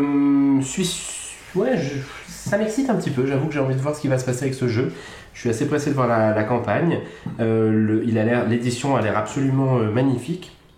Et puis a priori il y aura 2 extensions qui seront proposées pendant la campagne, donc vous aurez un all-in que vous pourrez vous acheter si vous voulez, et puis si vous voulez pas, vous aurez le jeu de base. Je vous encourage bien sûr à être raisonnable et à prendre le all-in. Bon, c'est intéressant parce que David il parle de jeux qui sont potentiellement ne sortiront jamais en français. Ouais. Toi tu nous sors des jeux qu'on sait pas encore quand ils vont sortir. Si, je vous ai dit le 15 juin. Moi je pense qu'ils vont sortir, mais on sait juste pas encore tout à fait quand, mais il y a de grandes chances qu'ils sortent parce que... Bredvalda, c'est le 15 juin sur GameFound. Alors moi je suis parti sur des jeux qui sont... Bon, il y en a 3 sur les 5, c'est des jeux que j'ai déjà backés, que j'attends, qui vont sûrement arriver cette année. Et puis il y en a 2 que c'est des jeux que j'ai peut-être déjà parlé sur le podcast, mais que c'est des jeux que je sais qui devraient arriver soit cette année ou début de l'année prochaine. Mon numéro 5, au grand plaisir de Benji, j'ai peur. C'est Dog Park. Le jeu où on va promener nos chiens. Mais un jeu qui a des rangements de Game Trays. Ah ok, bon. Mais t'as backé le dernier là sur les chiens avec les petits meeples caca et tout ça. J'avoue que non, c'est pas des meeples caca, c'est des petits un peu comme les baies dans Everdell, tu vois, des petits squish là. Donc c'est des caca qui sont squish. Je refuse de commenter. Il y a un moment, je pense qu'il faut rester digne. J'allais pas du tout le backer, puis après je me suis dit, ça pourrait être intéressant de faire une comparaison entre les 2 jeux de marcher les chiens. Professionnellement parlant, c'est... Ouais. Professionnellement. Par contre, ils livrent pas en Suisse. Ah mince. Ah bah écoute, on va pouvoir te sauver. Donc il y a des bonnes chances que David, je te demande pour Morzine de me prendre de Bark Avenue quoi. Mais bref, Dog Park c'est un jeu qui devrait arriver, un autre de ces jeux Kickstarter qui vont arriver peut-être d'avance parce qu'il était prévu pour le mois de septembre et puis là on nous dit peut-être début août ou fin juillet. Donc un jeu que j'ai très hâte de voir, j'adore les illustrations, c'est en plein dans mon style un peu nature, un peu tranquille, zen, pas du tout dans l'espace. Promener des chiens dans l'espace, ça pourrait quand même être un jeu assez cool quand même. Chaque fois que je bois un verre, il faut qu'il sorte un truc. Donc, mon numéro 5, Dog Park, qui est un jeu que j'ai backé, que je vais recevoir dans les prochains mois à venir. Et voilà, c'est mon numéro 5. 4, David. Alors, mon numéro 4, Il s'agit de Role Player Adventures. Voilà. Mais Sorti en c'est un anglais. vieux jeu, ça, non? En 2021. Sorti en anglais en 2021. Ok. Pas encore traduit en français, mais comme Role Player, promis du nom, a été traduit en français, Ouais. il y a de très grandes chances qu'ils traduisent le Role Player Adventure, étant donné qu'ils ont aussi traduit Role Player Monstres et Sbires, qui est l'extension de Role Ouais. Player. Donc pour savoir, pour ceux qui ne connaissent pas, Role Player est un jeu sorti en 2019 où on doit créer son personnage de jeu de rôle. Et en fait, le jeu s'arrête là. C'est-à-dire qu'on ne fait que créer un personnage avec ses différentes forces et faiblesses, comme dans tout personnage de jeu de rôle qui se respecte. Et puis certains avaient une frustration de se dire ok, on a créé un personnage mais on ne peut pas l'utiliser. Donc ils ont sorti l'extension Monstres et Sbires pour permettre d'utiliser le personnage créé dans Role Player pour, je suppose, j'y ai pas joué, mais combattre des monstres, etc. et faire une vraie exploitation des personnages que l'on a créés. Et puis là, avec Role Player Adventure, là par contre, alors c'est un grand jeu coop en campagne dans lequel on peut utiliser les personnages qu'on aurait déjà créés dans Role Player, donc tout ce qui a été créé avant, on peut le réutiliser, ou alors on utilise des personnages de base créés pour Role Player Adventures, donc pas du tout obligé d'avoir les jeux de base, et selon tout ce que j'ai entendu, c'est une campagne qui est juste incroyable, où tous les choix en fait ont des conséquences sur la suite. L'histoire est topissime, l'évolution des personnages est topissime, donc vraiment difficile de résister quand on a entendu toutes ces choses topissimes sortir de nos confrères. C'est d'ailleurs un jeu qui est fini dans les top 3 jeux de notre autre ami David, professeur Board Game de l'année dernière. Il l'a mis dans ses top 3 jeux de l'année Role Player Adventure. Donc je pense que oui, il y a vraiment un bon jeu là derrière. Ouais, il a d'excellents retours. Hein. Ouais. Exactement. Ouais. Donc voilà, on devrait le retrouver en français d'ici l'année prochaine, je pense. Benji, ton numéro 4, avant que tu t'étouffes. Non, c'est tout bon. Alors, mon numéro 4, c'est Septima. Oui, non! Je le mets haut, hein. Tu l'as mis plus bas? Non, mais moi je pensais pas du tout que toi t'étais intéressé par ce jeu en fait. Bah, c'est Mancage Games. Oui, mais c'est des sorcières. Mais c'est Mancage Games. Broom Service. Mais c'est Mancage Games. C'est forcément backé, ça, il n'y a pas de question. Le dernier Mancage Games que je n'ai pas backé, c'est Persévérance. Bah d'ailleurs. Et que j'ai finalement acheté Par après. à un ami, futur ami, j'espère, qui va me le revendre dans peu de temps. Donc, Mais ça a été apparemment nommé comme étant leur jeu le plus accessible. oui, Septima. ce qui ça me fait moins rêver. Mais en même temps, ça me fait pas rêver. C'est pas vrai, ça pourrait faire un peu... Ça te fera du bien de jouer à des Non, jeux mais en fait, accessibles un peu. une des critiques qu'on peut faire à Mancage Games, c'est parfois que certains de leurs jeux sont un peu, justement, pas assez épurés. C'était un truc qu'on avait discuté avec Yoel de First Player, là, quand on avait fait le week-end entre nous. Parfois, Mancage Games gagnerait probablement à épurer certains jeux. Si Septima est accessible, ce que je peux peut-être entendre comme épuré, mais bon, c'est peut-être pas vrai, hein. Peut-être que c'est pas épuré et accessible, et donc ça sera du coup pas génial, mais pourquoi pas. Je pense que je vais regarder, je l'ai pas mis en 1, 2 ou 3, c'est mon 4.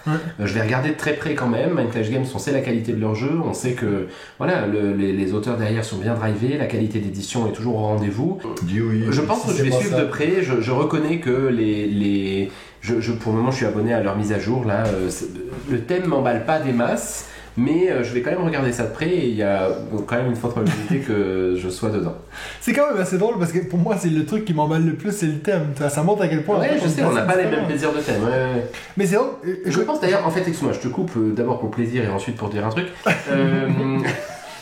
Je crois quand même que c'est pas tant le thème que la direction artistique qui m'emballe pas des masses. Ouais. Parce qu'en fait, le thème des sorcières, je pense que j'aime ça, tu vois, ça me gênerait pas du tout. Bon, au service, le jeu est nul, donc le thème en soi, ce serait un thème espace, je dirais quand même que bon service serait nul. Mais je trouve la direction artistique pas folle en fait pour le moment. Je la trouve pas, enfin, elle me plaît pas plus que ça. Mais je suivrai quand même de près parce que c'est Mancage. Non, mais en plus c'est drôle que tu dises qu'il a illustré Anachronie. En fait, ça me surprend pas tant que ça parce que sur le plateau le plateau du jeu, il y a, je trouve, des similitudes avec Anachronie dans ce qu'on a pu voir pour le moment. Mais en même temps, je vais te dire quelque chose. La direction artistique de Anachronie n'est pas la plus belle de l'univers. Je trouve que, je sais. Ils ont d'ailleurs... Surtout la couverture. Ils ont refait dans la 2e édition une nouvelle direction artistique, enfin en tout cas ils ont refait faire des dessins, et je la trouve un peu plus jolie que dans la première. Et pareil pour Tricarion, la direction artistique n'est pas l'élément principal, je trouve, du jeu. À la limite, je trouve que la direction artistique de Persévérance, qui est le seul jeu que j'ai pas joué pour le moment et qui m'avait pas attiré plus que ça, est plus jolie que les autres. Bah, elle est dessus aussi. Ah, Mais bon, Tricarion, c'est je suis très pas subjectif. d'accord. Non, mais je dis pas que c'est pas beau, hein. Je dis juste que tu vois, typiquement les magiciens, c'est pas foufou quoi, le dessin. Je Non, trouve la mais- patte graphique un peu. Mais c'est assez original pour que tu puisses passer par-dessus le fait que peut-être, oui, un dessin d'un vaisseau dans l'espace, c'est peut-être plus beau. Mais je veux dire, là, on parle de déjà une thématique qui sort de l'ordinaire et qu'on nous rappelle cette époque où les gens dessinaient peut-être moins bien. On n'avait pas les mêmes technologies Je suis que... pas certain que ce soit réfléchi Ouais. comme ça parce que elle ressemble à celle d'Anachronie quand même dans les leaders. Alors, ça, Le dessin j'avoue que est je me un rends peu pas compte. semblable. J'avoue que je me rends pas compte. Et du coup, peut-être que c'est quelque chose qui Mais bon, voilà, c'est un très bon contre-exemple parce que Anachronie, vous savez, je crois que j'en ai parlé une ou deux fois, mais le plaisir que j'ai de ce jeu. Donc, si Septima doit être un jeu aussi agréable à jouer que ne peut l'être Anachronie, bah, je pardonnerai tout à fait largement cette direction artistique. Mais Number 4, Septima. Juste un Bah, si truc, c'est David que- Turzi, on est d'accord qu'en plus sur Ouais, sur le visuel, en fait, il mentionne ce Robin Egglus. Ouais. Mais Donc, Turzi c'est son doit seul faire le jeu, solo. et Turzi doit être... C'est ça, je pense Mais que c'est. c'est drôle parce que je refais un lien avec le Dice Tower qui a arrêté leur podcast récemment, puis lui il avait dit justement dans son épisode que ce qu'il aimait c'était le fait que les gens avec qui il parlait c'était pas des gens qui étaient toujours d'accord avec lui. Puis je pense que pour ça on peut clairement être d'accord que moi puis toi on n'a pas toujours le même goût au niveau des thématiques et puis C'est vrai. des goûts des jeux quoi. C'est vrai. Donc C'est ce qui fait la richesse de ce podcast. parce qu'au final si on était toujours tous d'accord ce serait un peu... Parce que c'est vrai que ton numéro précédent, je sais pas quoi en faire en fait. Ouais, du chien dans le parc. Du chien dans le parc. Mais je t'avoue que je me souviens même pas du nom de ton numéro 5. Donc ça en dit long. Bertha la... Brechalvda. Brecht la vache. Brechalvda. Donc, chers auditeurs, allez plutôt sur Dog Park que Brecht Mais la vache. Brechalvda n'est pas dans l'espace pour le coup. Non, mais C'est historique. c'est un nom tout aussi intéressant en fait. Niveau de critique 0. C'est ton numéro 4 ça? C'était mon numéro 4. Mon numéro 4, c'est un jeu que je vous ai déjà parlé sur ce podcast, c'est My Island, qui est la suite de My City, qui est un des jeux que j'ai le plus, vraiment un de mes jeux coup de cœur de l'année dernière. Et puis, ben, est-ce qu'il va arriver cette année ou pas? À voir, mais c'est clair que nous, on va l'avoir aussi, je pense, très certainement par Yellow. Donc, My Island, qui devrait être la suite de My City. Est-ce qu'ils vont trouver une façon de le rendre plus intéressant que celui qui est sorti avant? En tout cas, moi, je me réjouis tellement de refaire la campagne dans cet univers-là. On avait fait 24-25 parties de My City, et puis franchement, il n'y a pas une partie où on s'est dit « Ah, j'en ai marre », un peu comme toi, tu es en train de dire avec Clank Legacy, que tu commences à trouver ça long. Parce que je dis. Mais non, moi, je pense que vraiment, My Island, j'ai vraiment hâte de voir ce qu'ils vont faire avec ça. Déjà, apparemment, de ce que j'ai cru comprendre, My City, on est vraiment parti sur des formes qui sont géométriques, genre carrées. Puis maintenant, on passe sur des hexagones, un peu comme dans Catan. Donc, ça va peut-être aussi changer les choix qu'on va avoir pendant la partie. Mais moi, c'est sûr que s'ils sont capables d'améliorer cette formule-là, au final, c'est un peu comme quand tu parlais avec The Queen's Dilemma. Je pense que je suis tout autant excité de voir qu'est-ce qu'ils pourraient améliorer.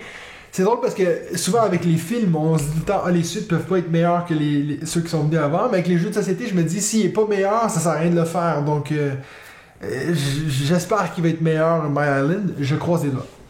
Mais attends, j'ai pas compris. Moi, j'avais l'impression que My City t'avais vraiment aimé. J'ai adoré. Ok. Mais je me dis, pour qu'il y ait une suite, c'est un peu comme. Imagine si Queen's Dilemma est moins bon que le King's Dilemma. Ça serait vraiment dégoûtant en fait. Oui. C'est vrai, c'est souvent le cas au cinéma, les suites. Bah oui, ils c'est vont ça. bien, Oui. déçus. Mais dans les pour jeux, les jeux de société. Ouais. Parce que, après, je sais pas comment une suite Il y vous a de quoi connaissez, apprendre mais de ces petites erreurs. Trek 12 est beaucoup mieux le deuxième. J'ai zéro autre exemple. Mais déjà, un, c'est déjà bien. C'est mieux que 0. il n'y a pas souvent non plus 36 Non, c'est vrai que ça arrive pas ça. sociétés. David, ton numéro 3.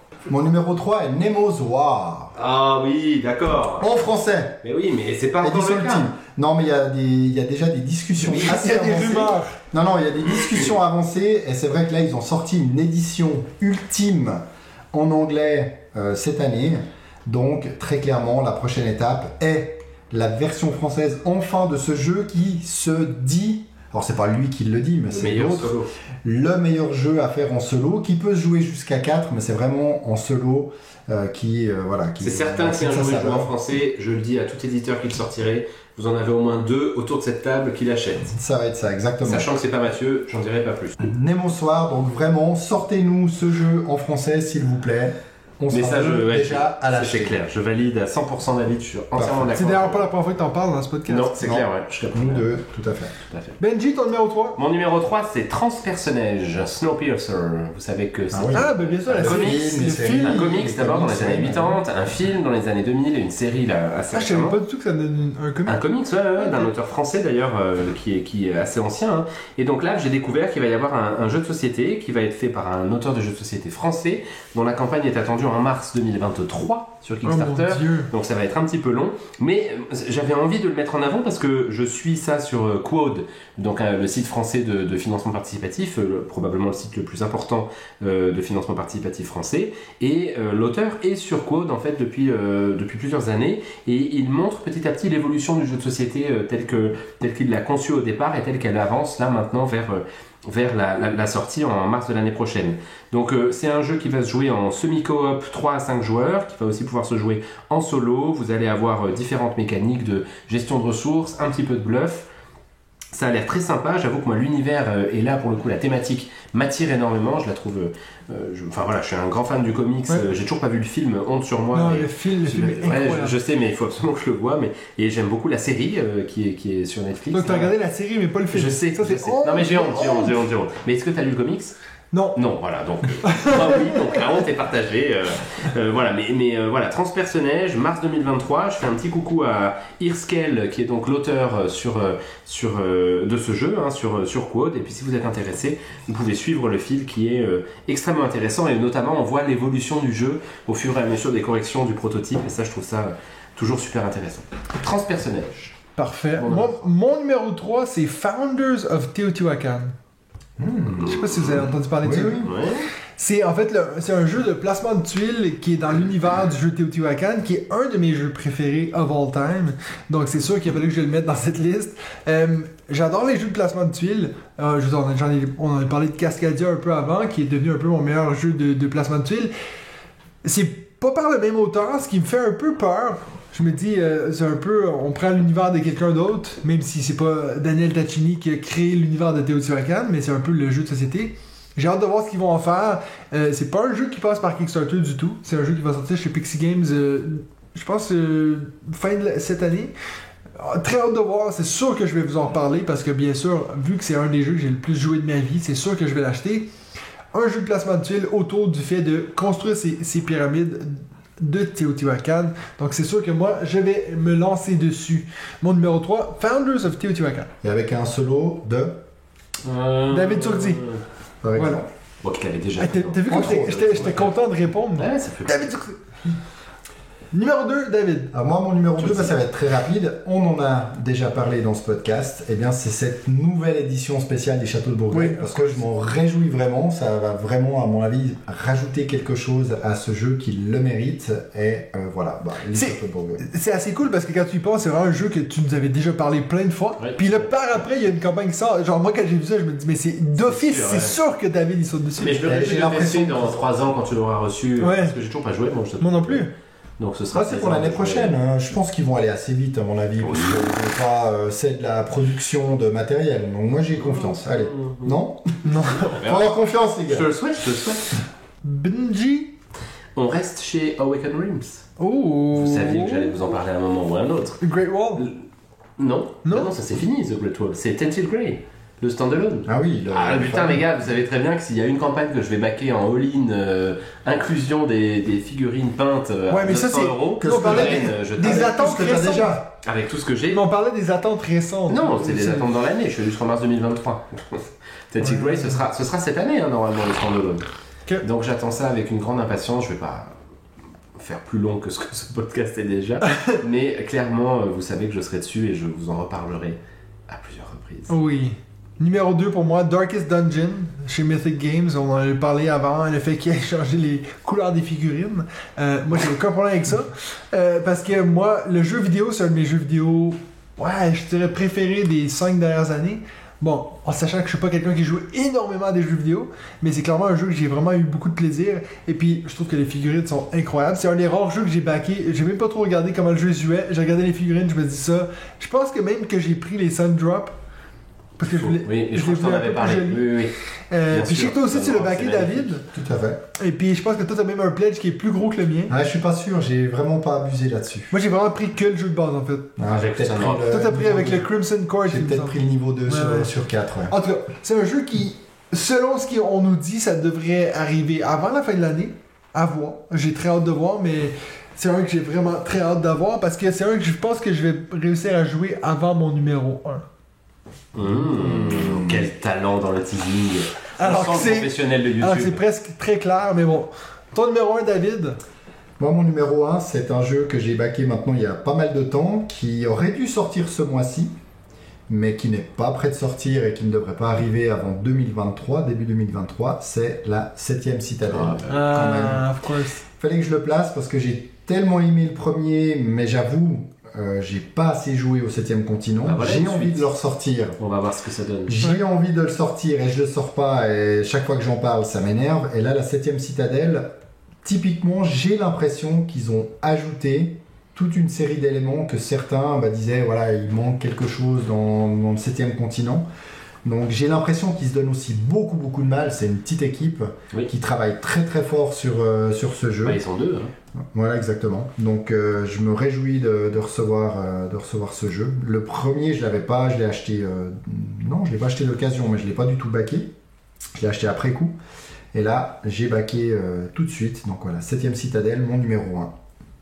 Benji, ton numéro 1? Bah, j'ai hâte de voir ta 7ème Citadelle. Je reconnais que quand tu la recevras, je veux bien être dans les coins quand tu vas balayer le T'as un petit carton. coquin, toi? Parce que moi, je ne l'ai pas backé. Mon numéro 1, bah, je pensais que vous vous attendriez tous à ce que je dise Tented Grain, et donc ce n'est pas Tented Grain. Bah, tu l'as dit avant, non? Du coup, oui. Ah oui. Ce n'est pas Tented Grain. Mais du coup, on est dans une thématique que vous savez que j'affectionne, la thématique espace. Qui l'eût cru? Je fais un petit coucou à Anouchka et à l'ensemble des gens dont je sais qu'ils sont beaucoup plus importants de la team Benji ou de la Space Team, comme on dit dans le jargon. c'est espace. Et donc c'est From the Moon. From the Moon par la boîte de jeu. Mais oui, vous savez que j'en avais parlé une fois. Oui, Clairement, tout à fait. c'est mon attente numéro 1 de l'année 2022. C'est sûr que je serai dessus. J'attends vraiment beaucoup cette campagne. Ah, elle est toujours pas lancée? Non, et puis en plus, elle a été repoussée parce qu'au début, je crois que c'était prévu pour le 2e trimestre. Là, on est sur le 4e trimestre de l'année 2022, donc ce sera plutôt pour la fin de l'année. Mais la boîte de jeu, c'est un éditeur Kickstarter qui est extrêmement compétent pour les éditions de campagnes participatives. Comme tu le disais, typiquement pour It's a Wonderful Kingdom et puis pour l'ensemble de leurs campagnes, ils les amènent beaucoup plus vite que la plupart des autres éditeurs. Peut-être le petit défaut qu'ils pourraient avoir, c'est que globalement, sur les Eurogames, c'est pas forcément à chaque fois des super jeux qu'ils sortent. Que ce soit Daimyo, que ce soit Netatanka, il y a toujours une petite déception quand même si c'est deux jeux que j'ai à la maison et avec lesquels je prends quand même beaucoup de plaisir. Du coup, From the Moon, bah voilà, j'espère, j'en attends beaucoup, je dois le dire. Le thème me plaît bien sûr énormément et c'est un éditeur en qui j'ai une grande confiance, donc je sais pas quoi faire de ton nom. Non mais je me dis, c'est dommage. Je serai chez eux pour le all-in. C'est dommage qu'il n'y ait pas un jeu sur la Lune qui est sorti récemment qui est presque... qui resterait surtout. Tu parles duquel? Welcome to the Moon. Mais c'est pas du tout un jeu sur la Lune. Ben... C'est pas du tout un jeu sur la Lune, c'est un Parce jeu. que t'as pas fait le scénario de C'est un sport. jeu avec des feutres où tu rentoures des petits ronds et tu coches des cases. Alors, Ça n'a rien à voir. mon numéro 1, Frosthaven, assez clairement, ok. c'est bien Tu le sûr... ressortiras l'année prochaine Le aussi. jeu... Oui, Et l'année clairement. d'après, je pense. Je pense aussi, ouais. Quoi qu'il Mais- est sorti en anglais là. Non, pas du tout. Voilà, donc ça c'était nos top 5 jeux les plus attendus, soit de cette année ou à venir, Kickstarter ou Ou des autre. 2-3 prochaines années. Mais vous pouvez être sûr que le jour où Frosthaven va arriver, je vais vous faire une vidéo, on va en parler dans le podcast pendant 3 semaines. Si vous en avez marre de m'entendre parler de Everdell, ça va être encore pire avec Frosthaven, je pense. Donc, juste avant de finir, rapidement, un jeu qui vous fait de l'œil, les gars. Ah putain, je pensais que t'allais pas nous le laisser faire. Hein. David, ton jeu qui te fait de l'œil? J'ai failli vous parler de Packet Chips, Oui. dont tout le monde Ah parle. oui, c'est vrai Mais que. moi, j'ai Paquet acheté. Click que C'est t'as vrai acheté en plus. Ouais, Tu l'as là? je l'ai à l'école. Oh, je vais Oh. tester. Mais je vais plutôt vous parler de la nouvelle édition de Libertalia Oui. de Paolo Mori. La première version, je l'ai découvert sur le tard. Je l'ai jamais trouvé en physique, donc j'ai joué sur BGA. J'ai beaucoup Mais- apprécié mes parties sur BGA. C'est chez Stone Meyer. C'est Stonemeyer qui a fait une réédition ça, ouais. tout récemment, Matago en français. Chouette réédition. Alors c'est vrai que l'ancienne édition était beaucoup plus dans des couleurs sombres, avec des pirates un peu sales, méchants, etc. Là, on est beaucoup dans une édition beaucoup plus claire, beaucoup plus soft. Mais ça, vraiment, pour moi, c'est un super jeu. Donc très rapidement, dans ce jeu, vous êtes un capitaine de bateau pirate à la tête d'un équipage composé de différents matelots, et chaque joueur finalement dispose du même équipage au début. Donc on a chacun 6 membres d'équipage dans les mains, et on doit jouer de façon cachée si on veut. Donc choisir un de nos matelots, on les révèle tous ensemble. Donc peut-être qu'on va choisir le même ou pas, et chacun de ces matelots a des actions totalement différentes. On va les classer selon un numéro, parce que chaque matelot a un numéro, et on va résoudre dans l'ordre les actions qu'ils vont faire. Donc il y a des actions de jour, il y a des actions crépuscule, donc certaines vont être faites dans un ordre chronologique, l'autre dans le sens inverse, et bien entendu qu'il y a des matelots qui vont pouvoir éliminer d'autres matelots, etc., etc. Donc on se retrouve vraiment dans un jeu, je ne veux pas utiliser de gros mots, mais dans un jeu où on va vraiment se provoquer, il va y avoir beaucoup d'interactions autour de la table, pas mal de frustration, mais vraiment c'est un super jeu dont le but est de faire le plus gros butin, mais il y a beaucoup de choses qui se passent. Et c'est vrai que pour les gens, alors on risque de se retrouver, peut-être pas tout à fait quand même comme dans Red Rising où il y a beaucoup de cartes. C'est vrai qu'il y a quand même du texte sur les cartes, donc certains pourraient reprocher ça, mais finalement il n'y a pas tant de matelots que ça. Et puis les 6 premiers, on a les mêmes, donc on choisit, puis après on va en jouer 3, et une fois qu'on aura joué 3, on en a 6 autres qui vont venir. Donc là on n'aura plus forcément tout à fait les mêmes dans la main, mais on pourra se dire tiens, lui il n'a pas encore joué celui-là, peut-être qu'il va le jouer maintenant, s'il le joue maintenant, moi ça m'annule. Donc voilà, on est sans arrêt en train d'essayer de deviner, de bluffer, etc. Donc un très très bon jeu. Je me réjouis de jouer en vrai, parce qu'en tout cas sur BGA, il a fait l'unanimité avec les amis avec qui j'y ai joué. Donc voilà. Et là en plus il y a une version, si je dis pas de bêtises, une version solo dans cette nouvelle édition, Les Vents de Galcrest. Je vais vous parler d'un jeu parce que il y a quelques semaines, on a parlé avec Sylvain de l'école du jeu des jeux les plus originaux. Donc les jeux les plus originaux. Et puis là, j'ai trouvé un jeu, franchement, je pense que il intégrerait facilement n'importe quelle liste de top 5 jeux les plus originaux. Donc là, c'est un jeu qui s'appelle Voices in My Head. C'est un jeu qui n'a pas d'édition française. Et puis c'est un jeu qui est sorti par la même compagnie qui a sorti le jeu Le Projet. Qui a un peu fait le buzz cette année. Donc c'est un jeu un peu à l'Escape Room, un peu cette idée où tu as des énigmes. C'est une compagnie qui s'appelle Unexpected Games, qui sont en train de spécialiser dans des jeux vraiment qui sortent vraiment hors du commun. Et puis là, Voices in My Head, donc là, je suis basé sur un podcast anglophone, donc je sais pas du tout s'il y a une sortie prévue en français, mais l'idée, quand j'ai entendu décrire ce jeu-là, j'ai tout de suite été accroché. En fait, l'idée, c'est que il y a un gars qui s'appelle Guy qui est accusé de meurtre. Et puis il est en cours devant le jury et tout. Et tous les joueurs vont incarner une partie de sa personnalité. Et du coup, ça veut dire que selon la personnalité que tu es, tu vas devoir donner une réponse qui correspond à ce que serait sa raison pour avoir tué telle personne. Donc si t'as l'égoïsme, c'est sûr que toi tu vas essayer de t'en sortir. Tu vas sortir n'importe quelle excuse qu'il faut pour que tu puisses t'en sortir. Si t'as, exemple, l'altruisme, ben, tu vas dire, moi la raison que j'ai tué cette personne-là, c'est parce que j'ai dû aider l'autre personne qui essayait de croiser la rue à ce moment-là. Je sais pas trop, je suis en train d'inventer. Mais cette idée que ça va dépendre de quelle part de sa personnalité que tu as qui va représenter cela. Mais ce jeu existe en anglais, n'est pas encore traduit ou... Exact. Il existe en anglais. Okay. Il en a parlé justement dans le podcast du Dice Tower, puis c'est là que j'ai vraiment accroché sur ce jeu-là. Et puis en plus, le petit bonus, c'est que si vous regardez des vidéos YouTube en anglais et puis que vous êtes fan de Rodney Smith, de Watch It Played, il y a justement un genre de drôle d'histoire que si vous regardez la pochette, la couverture de ce jeu, on dirait presque qu'ils se sont basés sur lui parce que c'est le même gars. Et puis il a même fait des blagues où il a pris la même photo, la même pose que ce personnage-là. Mais vraiment, on dirait qu'ils se sont basés sur lui, alors que apparemment non. Mais donc, voilà. C'est un jeu que j'aimerais tellement voir arriver en français parce que j'adore les jeux qui ont des thématiques un peu originales. Donc voilà, Voices in My Head, de la même compagnie, Unexpected Games, qui ont fait le projet. Mais si on regarde l'auteur, la Cory Konieckxa, qui a fait aussi le projet. qui a fait le projet, mais qui a fait Battlestar Galactica, qui a fait Descent, qui a fait Les Demeures de l'épouvante, qui a fait Star Wars Rebellion, qui a fait énormément de jeux. C'est un novice en fait, il commence dans le métier. C'est ça. Bon, par contre, le pitch fait assez envie, hein, j'avoue que... Non mais, t'es vraiment, puis apparemment tu joues vraiment comme dans la tête du personnage, et puis il va falloir que tu pousses les autres mentalités pour pouvoir toi sortir. Donc, ouais, vraiment, j'avoue que si ce jeu-là sort, c'est sûr que moi je l'achète, hein, donc ça c'est sûr. Il a fait Twilight Imperium. Bon, il était pas tout seul, mais... Ah ouais. Des petits jeux. Quand même. Des petits jeux. Quand même. Oui, des tout petits jeux. Benji, tu peux nous faire ton jeu qui te fait de l'œil cette semaine? Yes, mon jeu qui me fait de l'œil, c'est un jeu qui est sorti en campagne participative sur GameFound. Aujourd'hui à l'heure où nous enregistrons, donc avant-hier à l'heure où vous écoutez ce podcast, si vous l'écoutez le jour de la sortie, et sinon le 31 mai si vous écoutez ce podcast en 2044. C'était presque trop précis. T'as vu un peu? 31 mai Ce jeu 2022. c'est Sa-Ré. S-A plus loin R-E, donc c'est un jeu qui se joue dans la mythologie égyptienne et qui va être édité chez Nostromo, qui est une boîte qui m'a l'air d'être une boîte française en plus. Le jeu est en campagne participative sur GameFound, l'édition a l'air un peu dingue.